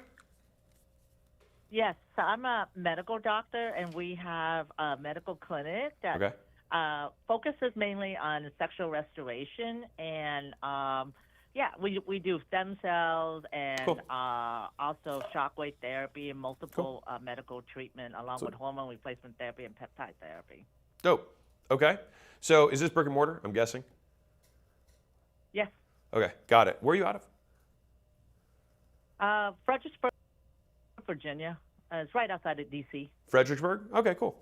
So, okay, so talk to me. So what's the issue? You want more leads? Yeah, so we have all my leads come from my YouTube channel Okay. and also word of mouth. Cool. And we have 150,000 subscribers in YouTube channel, and Yeah. we have an application funnel through there.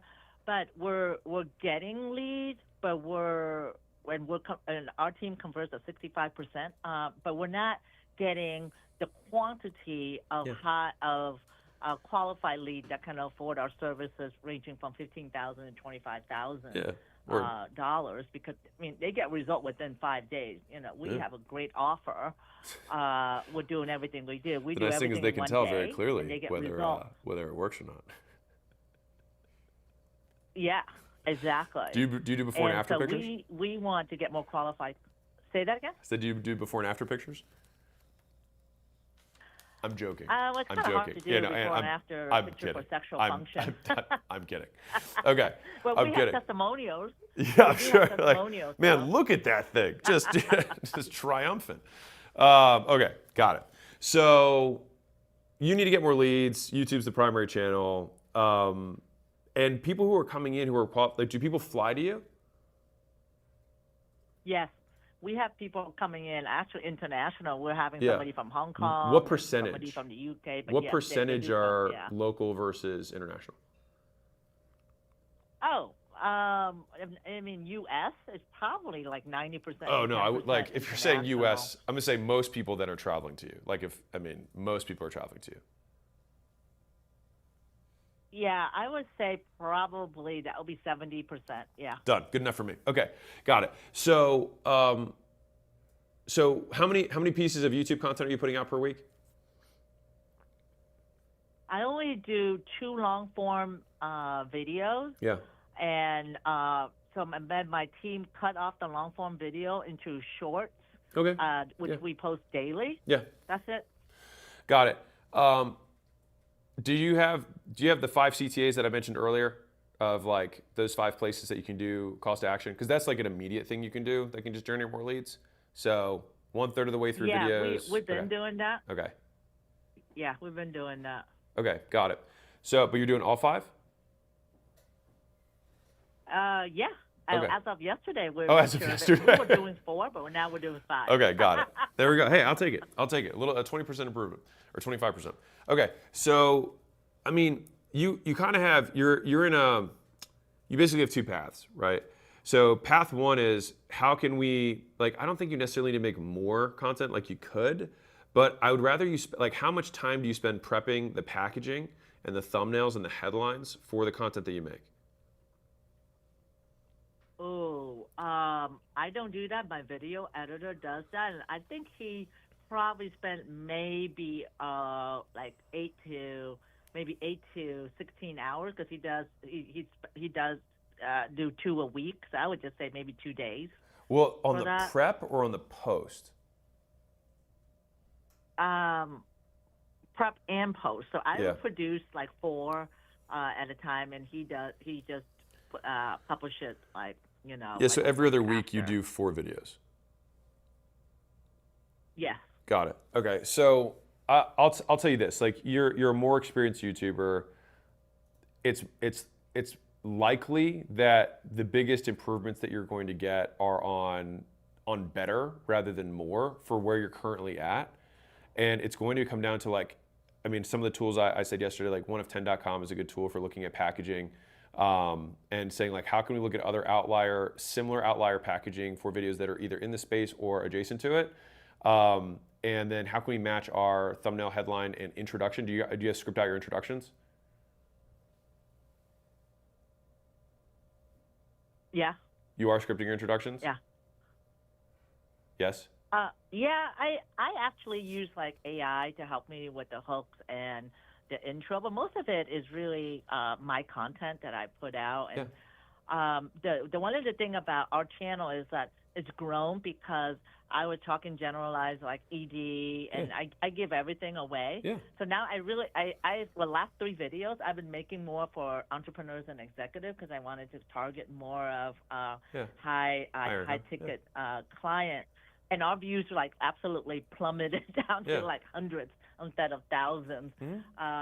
So that was one of the things I wanted to ask you. Is that something that we should be worried about, since we're kind of target the message more for high ticket clientele? So I'll tell you how I would make an adjustment or a test like this. So I never want to threaten my core business. And so if I have 2 videos of a certain style and packaging that are working, I don't want to break that, because like all of a sudden your revenue could cut in half, and that would be not fun, right? So I would prefer you keep your 2 videos a week that are your kind of standard, wider, etc. thing, and then do an additional video that's going to be the new thing, because in that way you can guarantee that you're going to make more, and that way you can test it and not feel like you're risking risking the whole business to make this test, because like it's the primary way of getting leads for you. And so I would really not want to risk the entirety of my business for a test. That's a big test. Right, I love that. I can definitely do that, because I was thinking about doing more, but you said do better.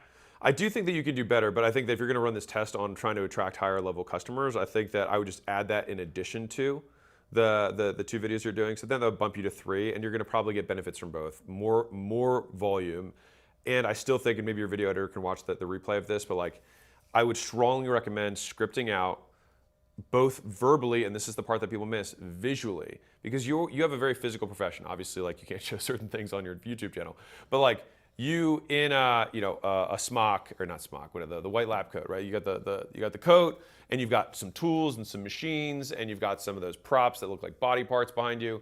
I think all of those things kind of set the frame. And proof, promise, plan. I don't know if you are using that as the setup for the introduction, but proof, promise, plan. And if you want, you can introduce pain in there as well, as kind of our 4-step way that we introduce all videos. And so I'd make sure that I have a sentence for each of those P's. And if you have a picture, which kind of gives you a visual roadmap of what they're going to get, I think that will also likely further aid in retention. So those are kind of like the quote better things, and you can do that for all 3 of the videos you're going to make. But number 1 is you're going to go from 2 to 3. The 3rd one's going to be experimental. You're going to tighten up and script the introductions, and the packaging should be picked from outliers rather than just like something you find interesting. Like we already know that this packaging, the way that this image and the headline work, are likely going to convert. Yeah, I love that. That's really good. What do you think about advertising on like private jets and so forth? I was advised to do that to attract the clientele that we want. I mean, you can try it. Again, I would just put that in my experimental bucket. Okay. Yeah, I mean, if you fly private as is, then yeah, just on your next private, on your next flight, just record. Okay. Yeah, no, I love that. So make more content, but make better content. Yeah. And add the 3rd one. We have a funnel. Can I ask you one more question about the funnel? Now, the funnel that we had, I was listening to you talking to another lady, and our funnel is actually an application funnel through a call with our sales team. But if we are looking at more attracting more premium buyers, should we still continue doing that funnel, or should we open up more on the higher part of the funnel? I think you should drive more into just put more in. This is why we're going to do it. Like I don't think you should, you're converting 65% of your leads. Your conversion process is not the constraint of this. So maybe there's things you can improve, but that's not where my focus would go. My focus would 100% be on making more and better content on YouTube. I do think that I would say do this experiment, improve the packaging, the hooks up front.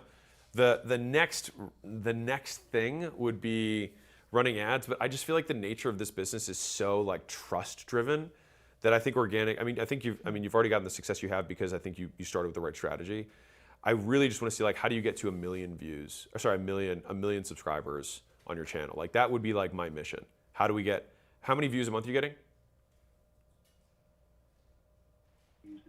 Yeah, how many views?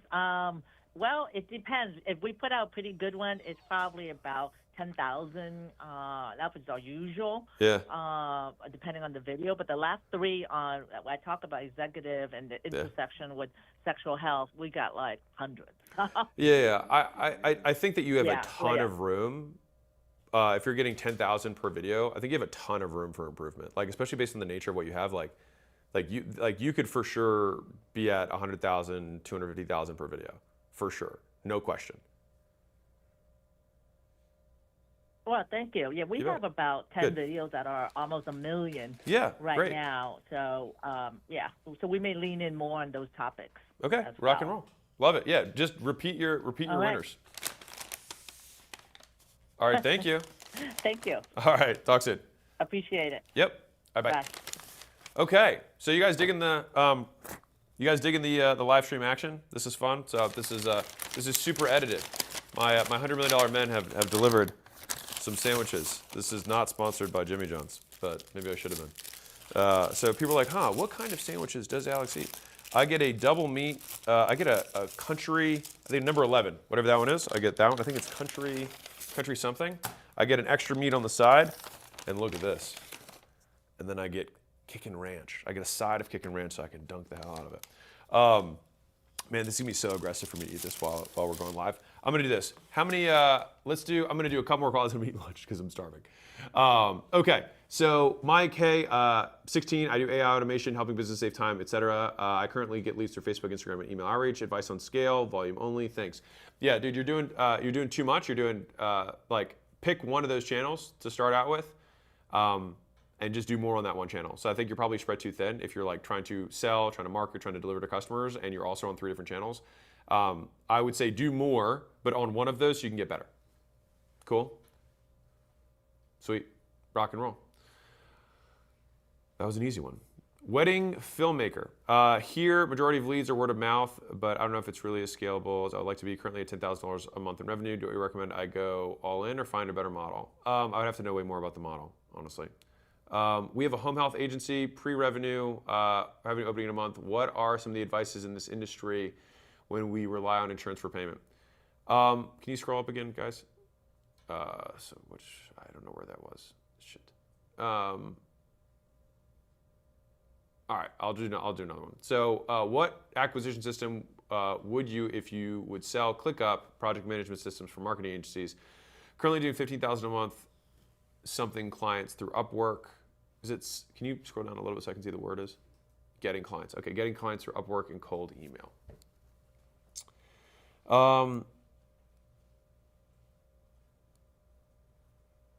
I'm guessing you have a pricing issue. Because someone who's going to be implementing a CRM is likely already doing, like if they have so much work they have to have like a project management system, you probably need to be charging way more. And so either you're going after the wrong customers, but it doesn't make sense because if you're actually implementing this stuff into their business, then like they're probably bigger customers. So I think you're probably mispriced, number one. I would imagine Upwork is also probably not the best place to find customers because it's like people who are like absolutely the cheapest. So I think I'll bet you that your mindset is super skewed to like Upwork leads who are like cheap as hell. I would be doubling down on cold email and be looking at like $6,000 plus per month retainers and probably selling projects that are in like we did one implementation like this. Well, how much did ours cost? 60? 30? Didn't we implement some sort of project management system inside of media? 40. So ours was 40. So to give you an idea. So that was like just for one project and they had more than one customer. All right. So you probably are just like wildly undercharging. And I think cold email would be the best way to double down on. Hopefully that helps, Max. All right, McKinsey, you are on Hormozi Hotline. Okay, monthly revenue is $100,000. Hello, McKinsey? Hey. McKinsey. Can you hear me? What's up? $100,000 a month. Hey, man, how's it going? Rock and roll. Good. You got cold outreach. Got it. You're doing your custom apparel. Okay. Custom apparel. Interesting. Offer is apparel for colleges and college organizations, so like fraternities and stuff. Yep. All right. All right, colleges. Okay. And then the constraint is cold outbound works economically, but too many unqualified leads. Okay. So does that mean that how are you getting your leads right now? Just scraping. So basically, we're just trying to find contacts for these organizations, primarily through like Instagram, and then we just reach out to all of them cold. Okay. What's the model? As far as like how do we make our money? So basically, we handle the design side for all the apparel, and then we outsource the manufacturing. And so we're just kind of act as a middleman and mark that up. And so on all of our orders, we average about 35% gross margins. Yeah. So is that $100,000 a month your slice, or is Top line. That's top line? Okay, got it. So you got 35-ish of gross margin left over Yeah. on 100. Okay. And so what's happening when we reach out to these different organizations is basically it's very hard to segment between who we think is going to end up being a big customer with like a high lifetime value. We have some customers who are going to spend, $20,000 a year with us versus others that are going to spend $1,500 a year. And it's just really hard for us to identify like what are the markers that make a customer in which group, Yeah. So, yeah. And is there a reason that, you focus on colleges just because they were easy to reach out to decision makers? Yeah, so that was going to be the second part. Basically, what I found so far is like we're reaching out to the colleges. We've got the process really dialed in, so we have like a pretty good conversion rate. Like it's easy for us to acquire customers. Okay. But what I actually notice is that's what we focus our outbound on. But the AOV for the colleges is maybe like $1,200-$1,500. We have other customer segments that are spending way more per order and per year. So let's talk about those but segments. We just haven't really figured out the acquisition as much. Okay, so what are those segments? Construction is a big one, and also summer camps. But the thing with those, I kind of run into the same issue because, I might reach out to two construction companies. One of them, they don't order like any apparel, and then another one orders like, $50,000 a year. So I'm still just trying to figure out how to know. I just want to reframe it a little bit for you. So if you know that like, okay, well, construction seems like on average they're worth like 25 times more, something like that. Does that sound close to right? Yeah. Okay. So if you have some like duds and some good ones, but they're worth 25 times more, then I'd rather just do the duds and good ones play with, in general, people that are worth 25 times more.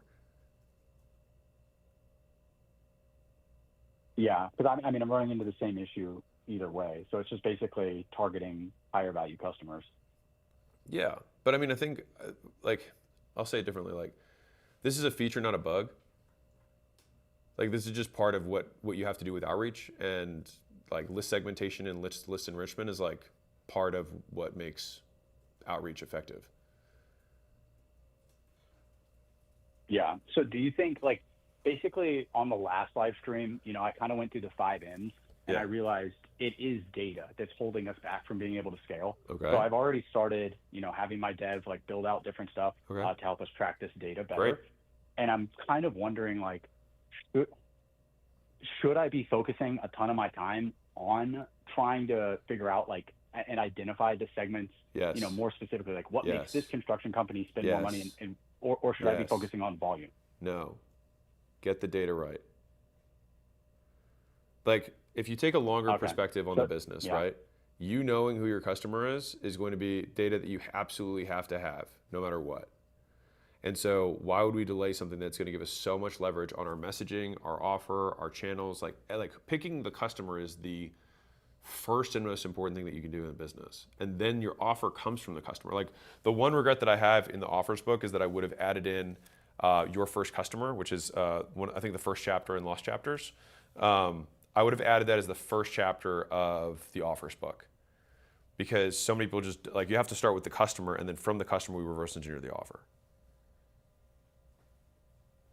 Yeah, and that's like one of the reasons why we target like fraternities and sororities is because on a per unit basis, like they spend more per shirt, but they order 50 shirts at a time versus 5,000. Yeah. So all we have to look at, like, we just have to look at absolute profit per order, and then I would just like that should be like North Star. So so if we have 50 shirts with 50% margins versus 5,000 shirts with 20% margins, we'd still rather have 5,000 shirts because you're a middleman anyways. Yeah, it doesn't take any more work. Right. So right. So let's go sell the bigger people and expect that we're going to have some that are smaller. But if we're shooting for 5,000 orders, your small ones all of a sudden are going to be 500 orders instead of 50. Yeah. Yeah, that makes sense. And I honestly, like, even though we don't have the data yet, that's kind of after the last couple of calls, I realized that is the direction we need to go in. Yeah. And I'm trying to figure out how we should make that transition because, it's like you always say, like, more, then better, then different. And I feel like I could be doing more and better, but I'm choosing to do different because it's just a better model. Yeah. Well, you're reaching out to me. So, I make these rules, I can break them. So you're in an instance where like, you should, unless you had a way that it was like, I'll say it differently. Like you could for sure double outreach and the business would probably double. And it's just like, I think there's just so much more meat in these other industries. Cause like, I think I don't want to say you'll cap this out. Cause like you could for sure become like, oh, maybe I'll think about it like this. These are the conditions under which I would stick with what you're currently doing, right? I would stick with what you're currently doing if you knew that those college customers would become lifetime customers. If you knew that every single one of those college organizations would just always order, $1,500 a year worth of gross profit, and you just knew that you were keeping 80 to 90% per year, then this business would just continue to stack, and then over time you build this kind of like monopoly within the colleges of like the default t-shirt guy, right? That would be the condition under which I would continue to pursue the colleges. And maybe you could just say like, okay, well, how do we retain revenue better? How do we get these people to reorder? Can we reach out to them more regularly so that they're buying 4 times a year instead of 2, et cetera, et cetera? Like that would be that path. But I would say that we're kind of in that situation. Okay. I mean, we've been doing this for a few years now. We don't have like really any churn. Like our churn level is like extremely low. And we're very proactive, like you said, trying to get people to order more. Like we're trying to bring up the order frequency, bring up the AOB. But at the end of the day, it's like I could probably just leave this running, like leave my operator just continuing that side of the business, and then maybe shift my time towards focusing on these other, targets. Yeah. Building up that acquisition system. I hear you. I'm gonna. I would do the other thing that's bigger. I'll be honest. I would do that, and that's normally not the advice that I would give because like the for sure bet. Like if I had to say, how do I guarantee that you go from 100K a month to 250K a month? I would say, dude, just triple what you're currently doing. That would be for sure my bet because you're keeping the customers. You have gross profit that's there, and it'll just continue to stack. That would be my if we had to bet. But if you're like, I want to get to 20 million a year or something like that, I don't know what are your goals? I should have asked that earlier. What are your goals? That's my goal. I'm trying to get to like 10, 20. Yeah, then I think you just want to get paid more per, and it's the same number. It's the same level. Bigger, yeah. I mean, you could do more, but then we'd be asking the question, okay, how do we go from your current outreach level volume to like how do we truly, and I mean this truly, like how do we actually do 10 to 50 times the outreach? Like you could do that, and that would be still probably less risk. It's not feasible with this target market. Okay. Well, then if that's that, then if we go metrics and then market, which is the next M, right? Then I would rather go construction that's bigger whales if that's the market that you feel better with. I don't normally say that, but I think that it's probably what makes sense. And here's the great part. If you do it and you just fall flat on your face and you find out something that like actually makes construction suck, you could always just go back to the college and then say, okay, well my for sure path of growing this business is like I will 10x my outreach. That is your for sure path. You can always go back and do that. But if you have an opportunity where you can get literally, you're talking about 50 shirt orders versus 5,000, it's 100x the leverage, then I'm like, I really want to look at something like that. Yeah, that makes sense. Cool. And I guess like I just need to treat it as like a test. Like I don't need to like shut down my business and start doing construction. No, just like God no. Start building out another channel. Yeah. I don't normally say this, but when I see 100x difference and you're at the size you're at, I'd rather you look there. Yeah, bro. Cool. That's what I'm thinking. Like I've been thinking the same thing you're saying, but I'm like, this goes against all the advice. No, I know. No, I mean that's why you call. That's why we're here. Cool. Feel all right? Yeah. All right. Sweet. Yeah, that's what I'm gonna do then. Just don't Yeah, burn perfect. down the I existing appreciate it. business. Have your operator still run it. Make sure it's still good. The things that you want to make sure that you like. What are the things you want to validate for the new market? Is you want to make sure as fast as possible that they reorder. As long as you have that, then you're gonna have revenue retention. You're good to go. Yeah, that makes sense. I mean, okay. Let me ask you this. This is when I view this business, like the reason that we're able to penetrate the college market so well is because we target all of our marketing around that. Like if you go to our website, that's the avatar that we're trying to serve. Yeah, I've considered basically building out, maybe have like different websites for different niches. So like I just replicate everything we did for college, but into construction, and kind of serve a whole nother avatar. I don't know if that makes sense, but like build a customer journey around them.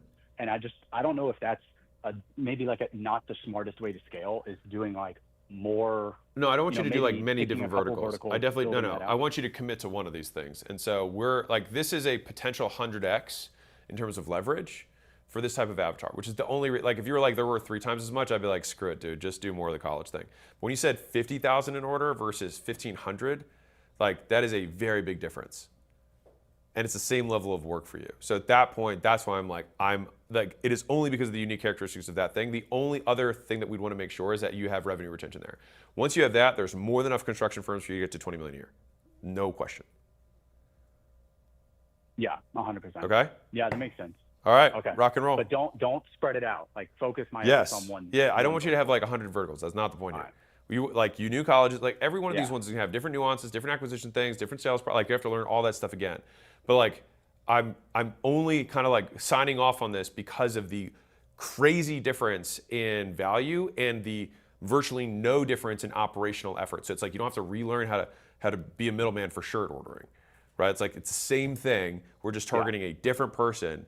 And then we only have to figure out one thing, which is how to acquire that customer versus the other. And once we have that, the rest of the business works the same. And when we make 20, 30, 40 times more, that's why I'm saying I think it makes sense. Yeah, that's exactly right. That is the only difference. All right, cool, man. That's perfect. That's a game plan. All right, rock and roll. Appreciate you, man. Appreciate you. Thanks. All right. I have to pee like a racehorse. So what are we doing on time? Because otherwise we can hang out a second. Because I really have to pee. So why don't we do this? I'm gonna leave the stream on. I'm gonna pee as fast as humanly possible. I'm gonna have the sandwich, and then I'm gonna take Justin. All right. So I'm gonna be back because I gotta pee. I'm sure some of you guys gotta pee too. So I'll be back in 5.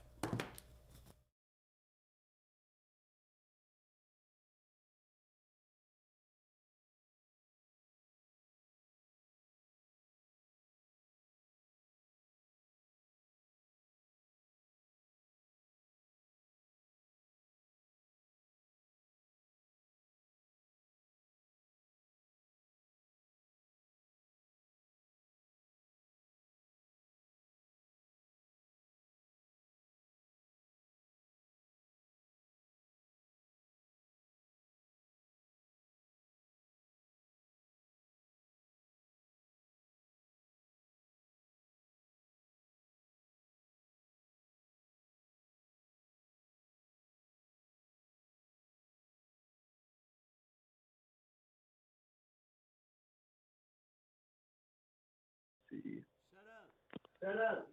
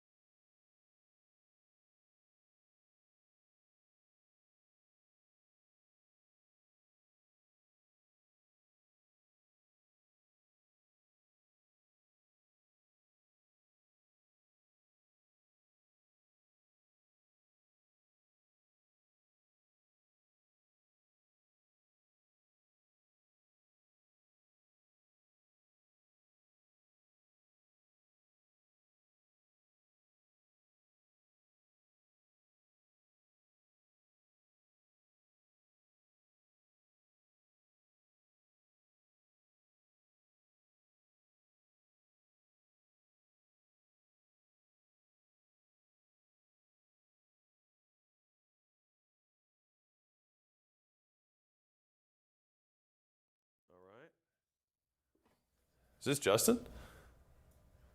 What's up, Justin? It's not Justin? Who is this? It was an audio playing on here. Oh, word. Okay, so let's rock. Maybe I'll put my sandwich here. Oh.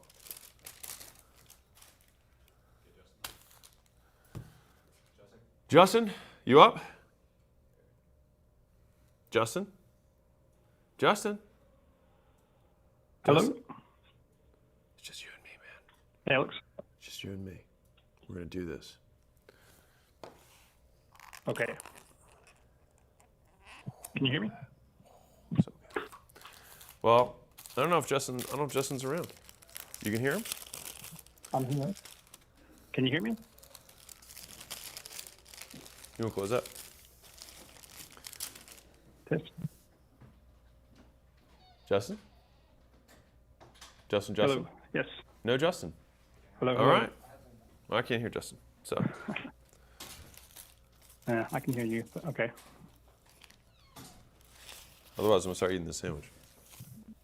$100 million money models, the training on how to. Justin, what's up, man? We're going to be covering all of this stuff in the next few hours together. All right. You'll also mute me in the background. That some of these things correspond with the chapters of the book, $100 million money models. You'll also know that some of these things are not included in the book. I can hear myself aggressively. Some of these things are extras. They're Easter eggs. They're my gift to you I'm on headphones, for actually so making it over to the internet where you can watch with your eyeballs and listen with your earballs. I will have things that are additional. Can we stop whatever this other sound is? That go in a little bit more depth because with a book, this is our first time. You guys can hear Justin? With videos, I hear my own voice talking as a video on top of Justin's voice, which is really tough. And add in some chapters that I ended up cutting out in the final version. So enjoy. I'll try to go into another room in case that helps. Let's get into context. I can barely hear you because I've got context on my the purpose. So why does this book exist? The $100 million offers books answered the first question. What do I sell? This is tough. Because if you have nothing to sell, I'm gonna stop this so that I can. From there, once you have something to sell, you need somebody to sell it to because you still can't get money unless something is gives you that aggressive in the background. $100 million leads. Answer that question. I know we're hearing two accents. Strangers to want to buy your stuff. No, it might be me. Is that better? Subtitle of that. Do you have anything on your background, in the core Justin? And lead getters and all the things we go into in that book. You're on speaker. Why does money models exist? Is that any better? Well, money models exist between both of these books, which is how to monetize. For everybody who's live, I hear it as well. This is our first go around. Thank God. Oh, that was painful. Okay, is that better? We did it. We did it, team. Great success. Okay. Kudos to the tech. I know, listening to myself was tough. All right, Justin, what do we got? Monthly revenue is what? $600 or $600K? Monthly $600. Yeah, Justin? I'm just started a new niche, so it's like nothing. Justin? Previous generalist income is like $120K per year. Justin? Yeah, can you hear me? Well, we cut out two of two. All right, so just so you guys know, we were incredibly prepared for today, and we're a company that always makes sure ready, fire, aim when we try marketing things. So I feel like this is a good. I'm gonna put this down because I'm just gonna hang out. And Justin, I'll get you on the next time I do this. Okay.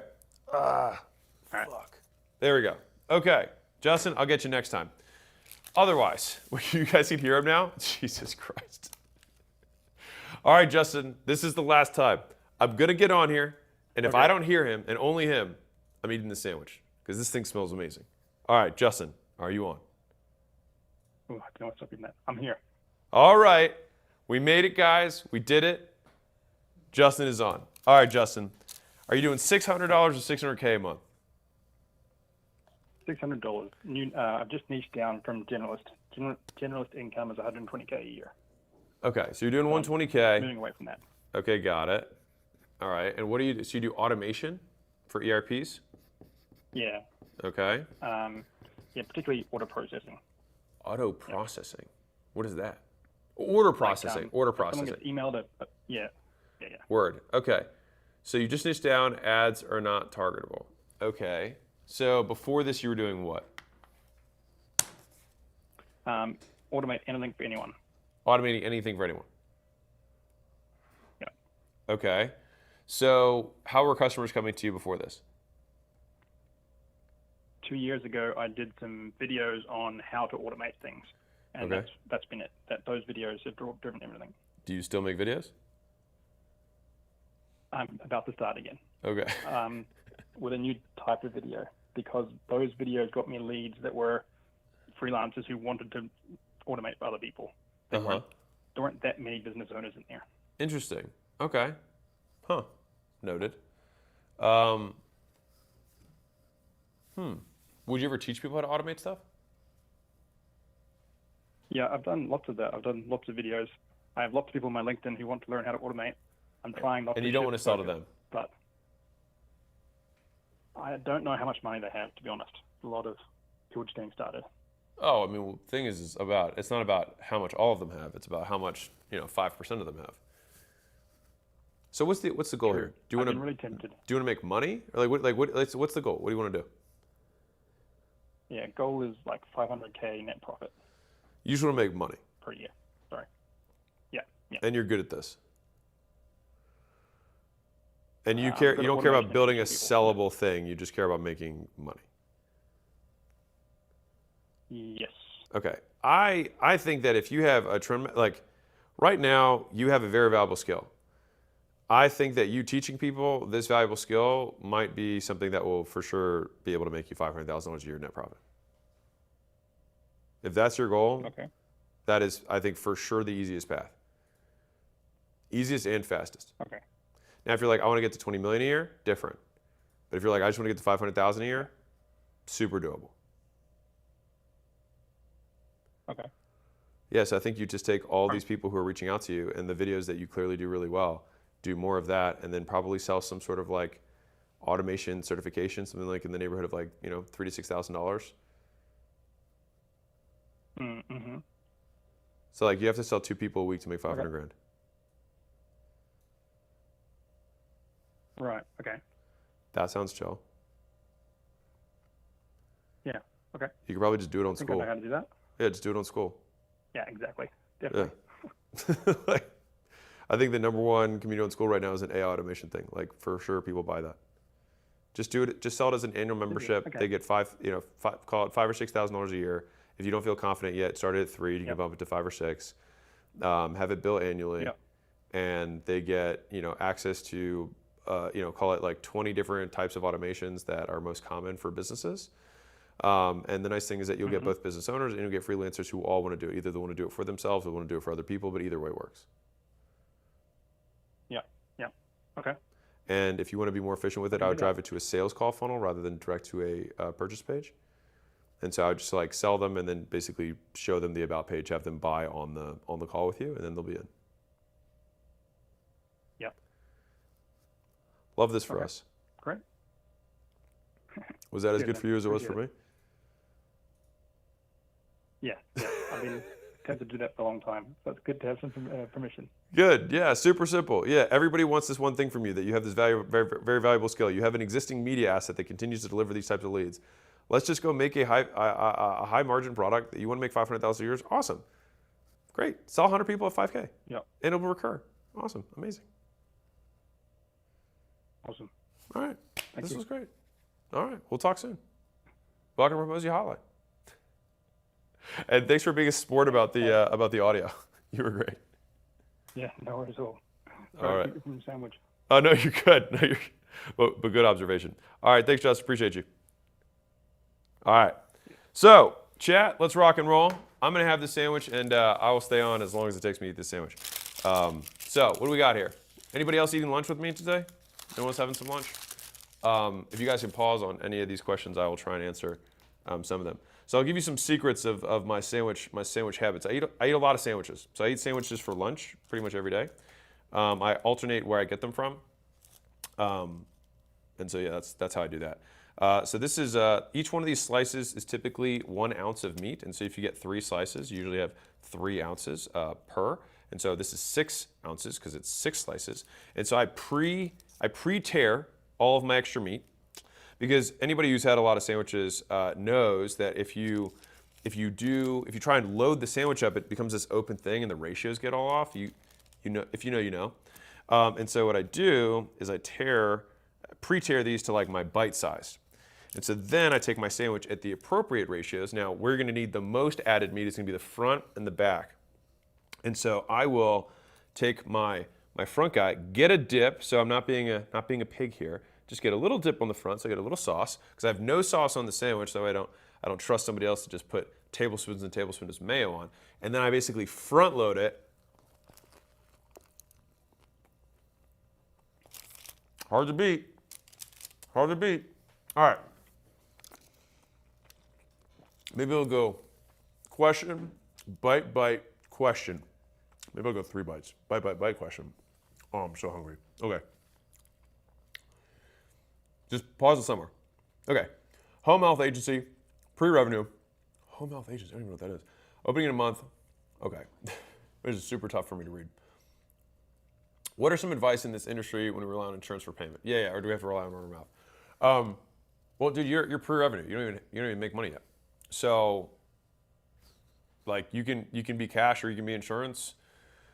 I typically don't like someone else controlling my pricing. The advantage of being, quote, in network is that they should be able to send you lots of customers. That's like the main benefit of being like kind of in network.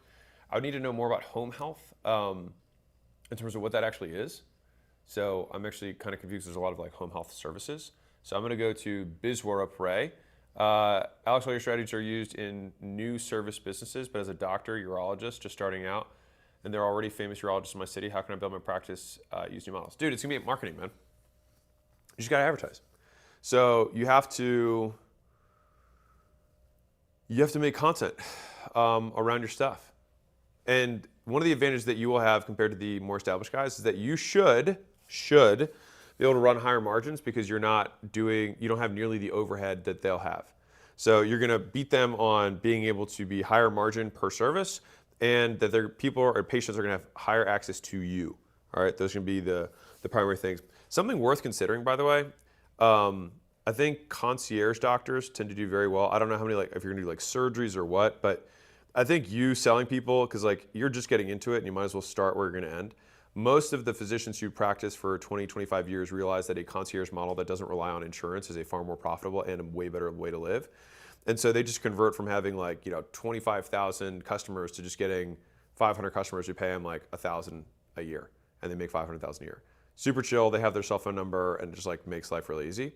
And they just become general practitioners for those, 500 or so customers. So something worth considering there in terms of strategies. But by and large, you're going to have to advertise via content today. That may change, but right now it's going to be content because you're not going to be able to outspend the other guys on the ad side.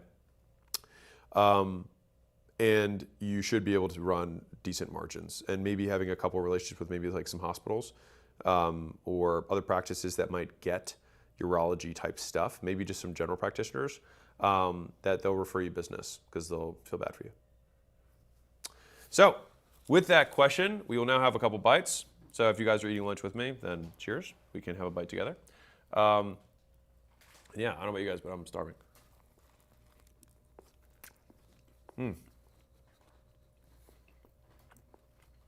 So, are you guys liking the whole live stream thing? This is new. New for me, new for you guys. You guys are like, how does the sausage get made? This is literally how the sausage gets made. Except I actually like this so much more than YouTube videos. Like, I like this so much more than YouTube videos because I feel like we're hanging out. Whereas, otherwise, I just have like my team behind the camera just yelling at me, saying like, say the intro again. Let's take it again from the top. And I just want to kill myself. Well, you guys like it? Okay, cool. I think this is the future. I think I'm going in on this hardcore. And I'd recommend you guys do it too. Because I think it's way more intimate. We get to hang out. You get to, quote, see how I'm, quote, off camera. And so you're like, I wonder how he's like normally. It's like, this is it. This is how I am. All right. I said 3 bites. Okay. I would be a good streamer. Thanks, Daxney. Trying to decide between being a loan broker, earning 1%, or recruiter brokers, earning 0.5% of loan amount on the loans. I mean, for sure, I would go recruiting brokers. So you're telling me I can get half as much money on unlimited people versus 1% for myself. Each one of those become a consistent node of revenue that continues to pay you over time. So this is a leverage question. You literally just get paid on every single person. Basically, as soon as you have 2 producers that do well, you would make what you were making before. Like, to me, that's a no-brainer. That was an easy question. All right. Best way to scale a wedding photography business. So, everyone, you have basically 4 fundamental ways you can advertise, core 4. You've got outreach. You've got, so outreach to get customers, number 1. You've got paid ads, number 2. Number 3, you got content. And number 4, you can do outreach to affiliates, all right? So it's a little tweak by combining the 8 that I have in the leads book into probably the 4 most likely for most of you. So if I own a wedding photography business, then I'm going to be curious as to like what percentage of people are running wedding photography businesses that are doing this off of, like how many people are coming off of ads, how many people are coming off referrals. I would bet that for a wedding photography business, like it's a one-time purchase that you make. You probably ask other people who are local to your area who they used. So I would be more likely to probably recruit wedding planners. So I would probably go outbound wedding planner, offer to do photography for whatever price they can sell it for, and tell them they can keep 100% of it for like 1 or 2 customers so that they have an incentive to push me and they get to keep 100% of the money. And then I prove to them that I'm good. And then we figure out some sort of deal, and I would just repeat that over and over again. And so each of those wedding planners and helpers would then become my nodes of distribution that would then feed me customers. That is how I would probably do it. All right, I'm owed another bite. Little dippy dippy, little dippy dippy. Yeah, this is fun though. I felt we're just hanging out. We're having lunch. Okay. HQAI, awesome, you like it? Great, okay. Physical product, okay, rotund question.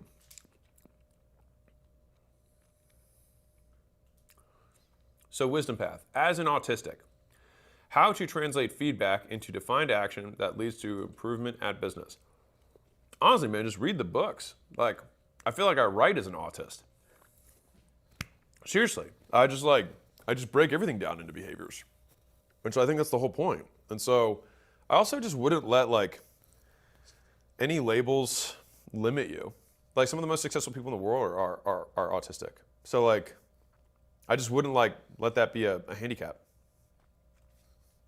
A lot of super successful entrepreneurs are quote ADD. It's just like, I would say it's more of a trait rather than a handicap. Just something like worth, at least that's how I see it. Yeah, global hangout and eating. What lead magnet would you say for a craft subscription box business? Good question. What lead magnet for a craft subscription box business?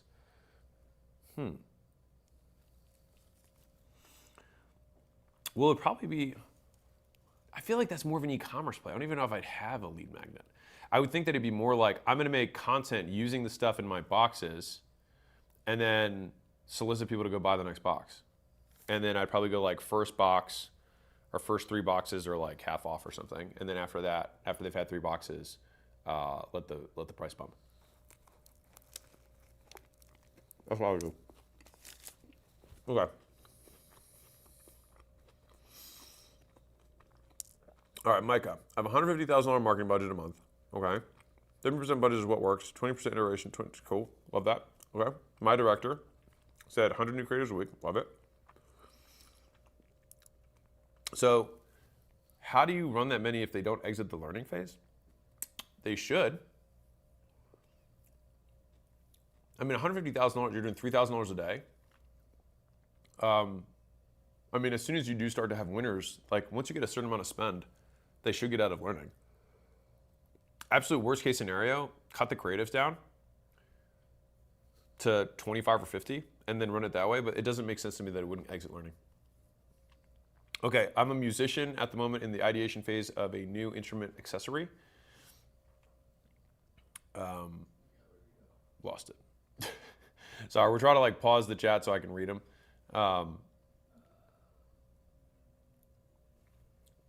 Okay, just stop there. Okay, I have a client so Youssef, I have a client acquisition and retention agency for residential cleaning. My price point is $1,500 a month. Recently sold the whole system for $5K through school.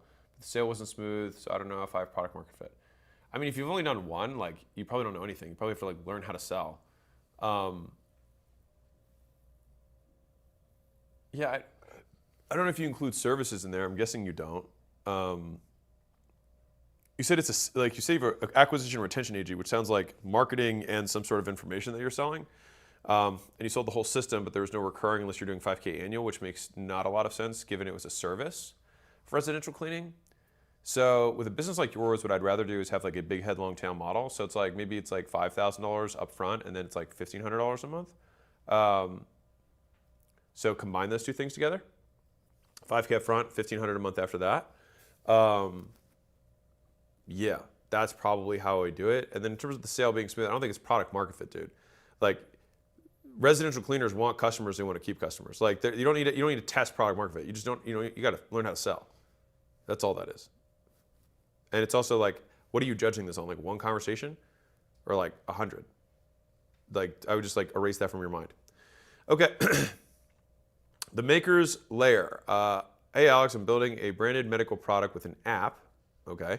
How do I know if the product truly works? When to double down versus pivot? I mean, shouldn't you try the medical product out? Have people use it? Like, what you should be following is like Y Combinator has just really amazing stuff for if you're getting in the product direction or app direction, excuse me. And I would really strongly be considering, like, I don't want to dissuade you because I want everyone to start doing things on their own, but like, I won't even get into that. I'll just say this. Try and find 100 people who love the product and keep making it until those 100 people are obsessed. Don't worry about anything else. All right, I'm owed a bite. It's bite time. Peanut butter bite time. You know how it is, Luke. So we can all thank my Gen Z Luke the Duke for being like, hey, live streaming is cool. You should try it. And so here we are. Also, the first time we did one of these was on Sean Purry's podcast. And he was like, we're calling our Hormozi hotline. And so we called people up and people seem to really like it. And so that is why we're doing this. I'm so hungry. What?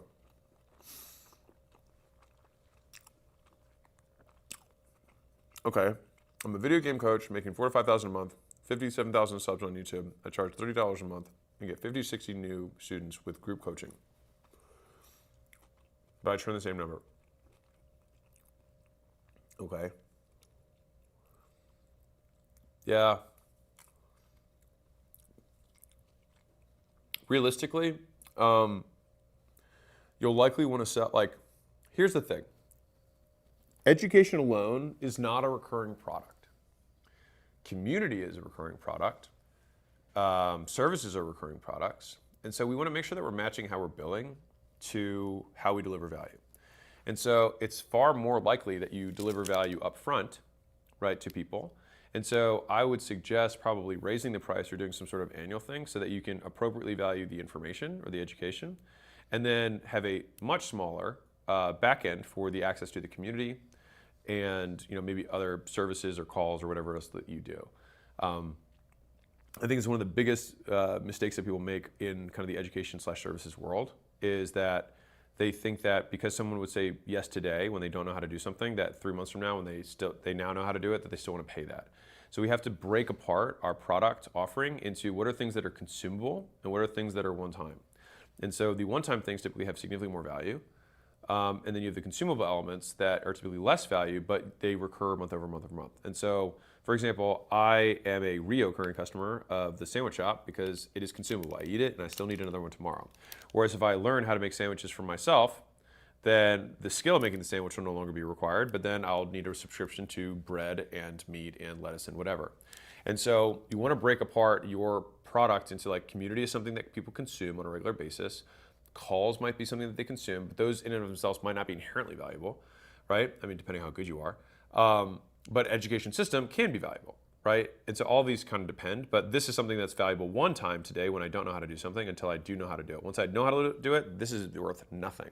And so what happens is people say, okay, well, this thing's worth $5, So I'm gonna bill $200 a month for a year. It doesn't work that way. Bill what they want, what they need up front, and then when they have different needs, which might be lower, you then bill appropriately to that. Okay. 1, Alex, tell me something. See, you gotta ask questions, man. Questions is much nicer. It's much more polite. I wouldn't come up to you in the street and just start shouting at you. All right, I'm gonna have another bite. So hungry.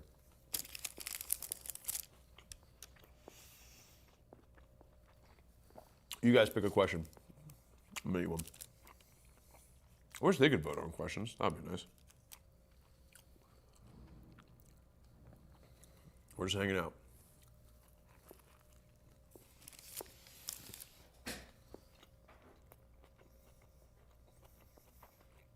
This is just single streaming.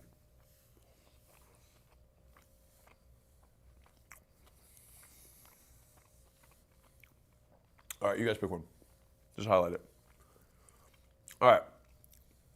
90 strong. I'm a brand ghostwriter for executives on LinkedIn.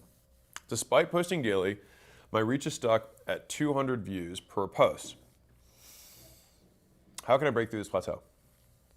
So you're a brand ghostwriter for executives on LinkedIn. It is a little bit ironic that this is what you specialize in. I just want to say that. I want to call it out. Okay. I'm guessing you're probably just doing a lot of GPT stuff. And if you are, it probably sounds like everyone else's GPT stuff that's on LinkedIn. You want to tell narratives and stories. Like, what are the things that AI cannot do? AI cannot live in reality. And so, like, the reason I am using real businesses and I talk about my own stories, those are things that no one else can copy. Right? If I say, here's the 6 steps to XYZ, 100 people will say these are the 6 steps to XYZ. But the examples that I use are things that no one else can copy. Right? The proof is something that no one else can copy. And so if you're a brand ghostwriter for executives on LinkedIn, I'm assuming that you're trying to get more customers for yourself.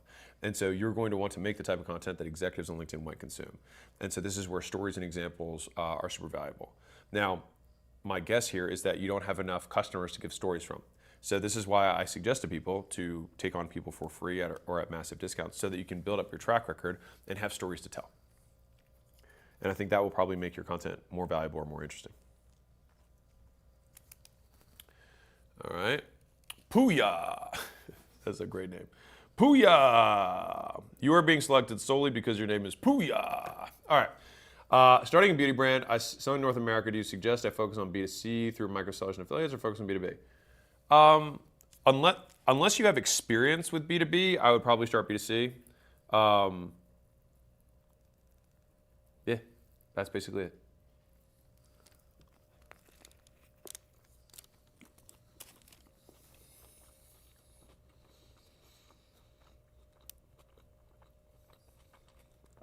All right. Starting my marketing business, zero experience. Using your books to learn. Thank you. You're welcome. How can I get more experience to sell my services to big companies? Everyone. Start for free. And you also typically have to earn your way into bigger customers. And so this is why it's normal for people to consistently go up market, because they realize that the work it takes to serve bigger clients is about the same. But the thing is that to get the trust of bigger clients, it takes more experience and more know-how. So saying like, I have zero experience, I'm going to read your books and I'm going to start taking Amazon down as a client is super unlikely. And so you're going to want to start with smaller businesses and then work your way up. And if you don't have any experience, this is why I advocate for starting for free. Like, you want to get proof before you get anything else. Like, it will take you so much longer to get your first 10 paying customers if you try and get your first 10 customers to be paying. You want 10 free customers, leverage the testimonials, learnings, and examples from those 10. Because the people who then buy from you don't know that those people were for free. Then you go get those next 10 using the first 10. This is leverage. All right, what else we got? Give me another one. I'm gonna take a bite in the meantime.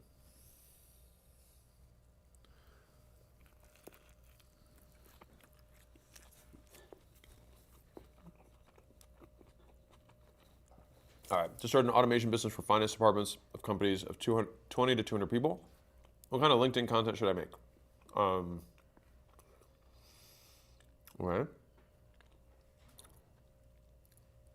Just talk about what you know. So talk. I mean, if you're making these kind of automations for finance departments, like talk about one at a time, the automations that you do and what happens as a result.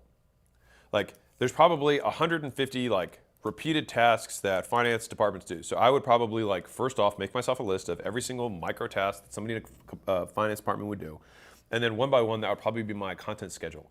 And I would say I'm going to make 150 pieces of content. Each one is going to explain how to automate each one of these specific portions. People who will read that and watch that will be the types of people who will buy your stuff. And don't be afraid, talking and eating, tough. Don't be afraid of giving away the secrets. Like no one in finance is going to want to learn your tech stuff. They just want to know that it works. Especially if you can show like a mini, like a 5-second or 10-second thing of like a process running in the background or how it's happening automatically that's showing the result. I think that will be super valuable. Okay, I think this may be my last one, and then I'm actually gonna eat lunch because I'm very hungry. Guys here, $34,000 a month, around $3,500 in ad spend, 20% net. Dental product, number 3 on Amazon. When scaling spend, it destroys margins with little gain. Number 1 competitors, $250,000 a month. Any advice? I'm guessing you're running your ad spend on Amazon. That's my guess, because that sounds very Amazon-y, which is like they pretty much know exactly how much you make, and then they just charge you the amount that your profit would be, so you just pay them more. Just saying. Okay, so I mean, to scale, you're going to probably, I mean, you want to max out your existing channel, but if you have no other way of making your product more valuable, then I'd probably start looking at new channels. Like Amazon is just a channel. You know what I mean? Like there's really nothing, it's just a channel. It's like, can you get micro-influencers to do it? Can you get other dentists to do it? Can you do B2B on wholesaling? Like there's so many different angles that you could take to advertise a product.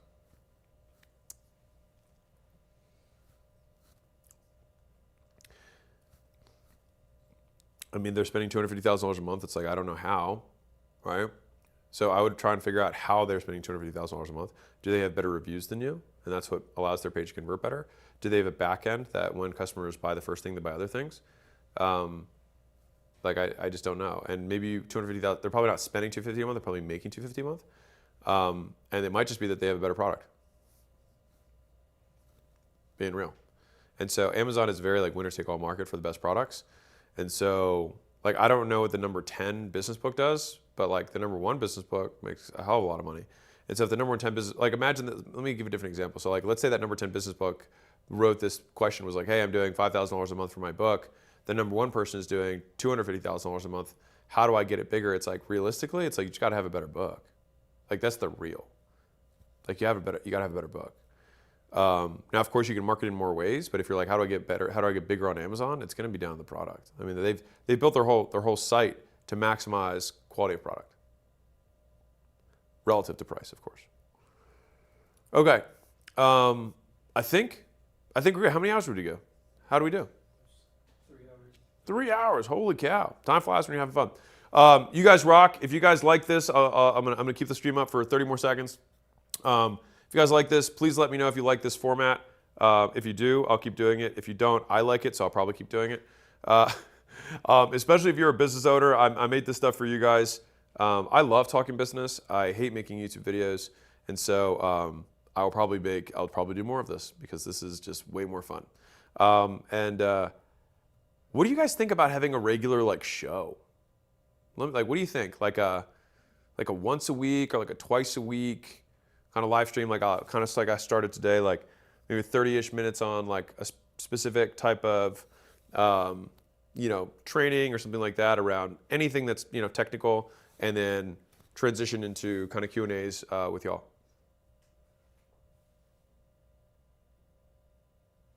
Okay, rock and roll. You guys rock. So appreciate you guys. I hope you guys all have amazing sandwiches for lunch, no matter where you are. The best sandwiches. I wish everyone amazing sandwiches. With that, rock and roll. Appreciate you, and I'll see you guys next time.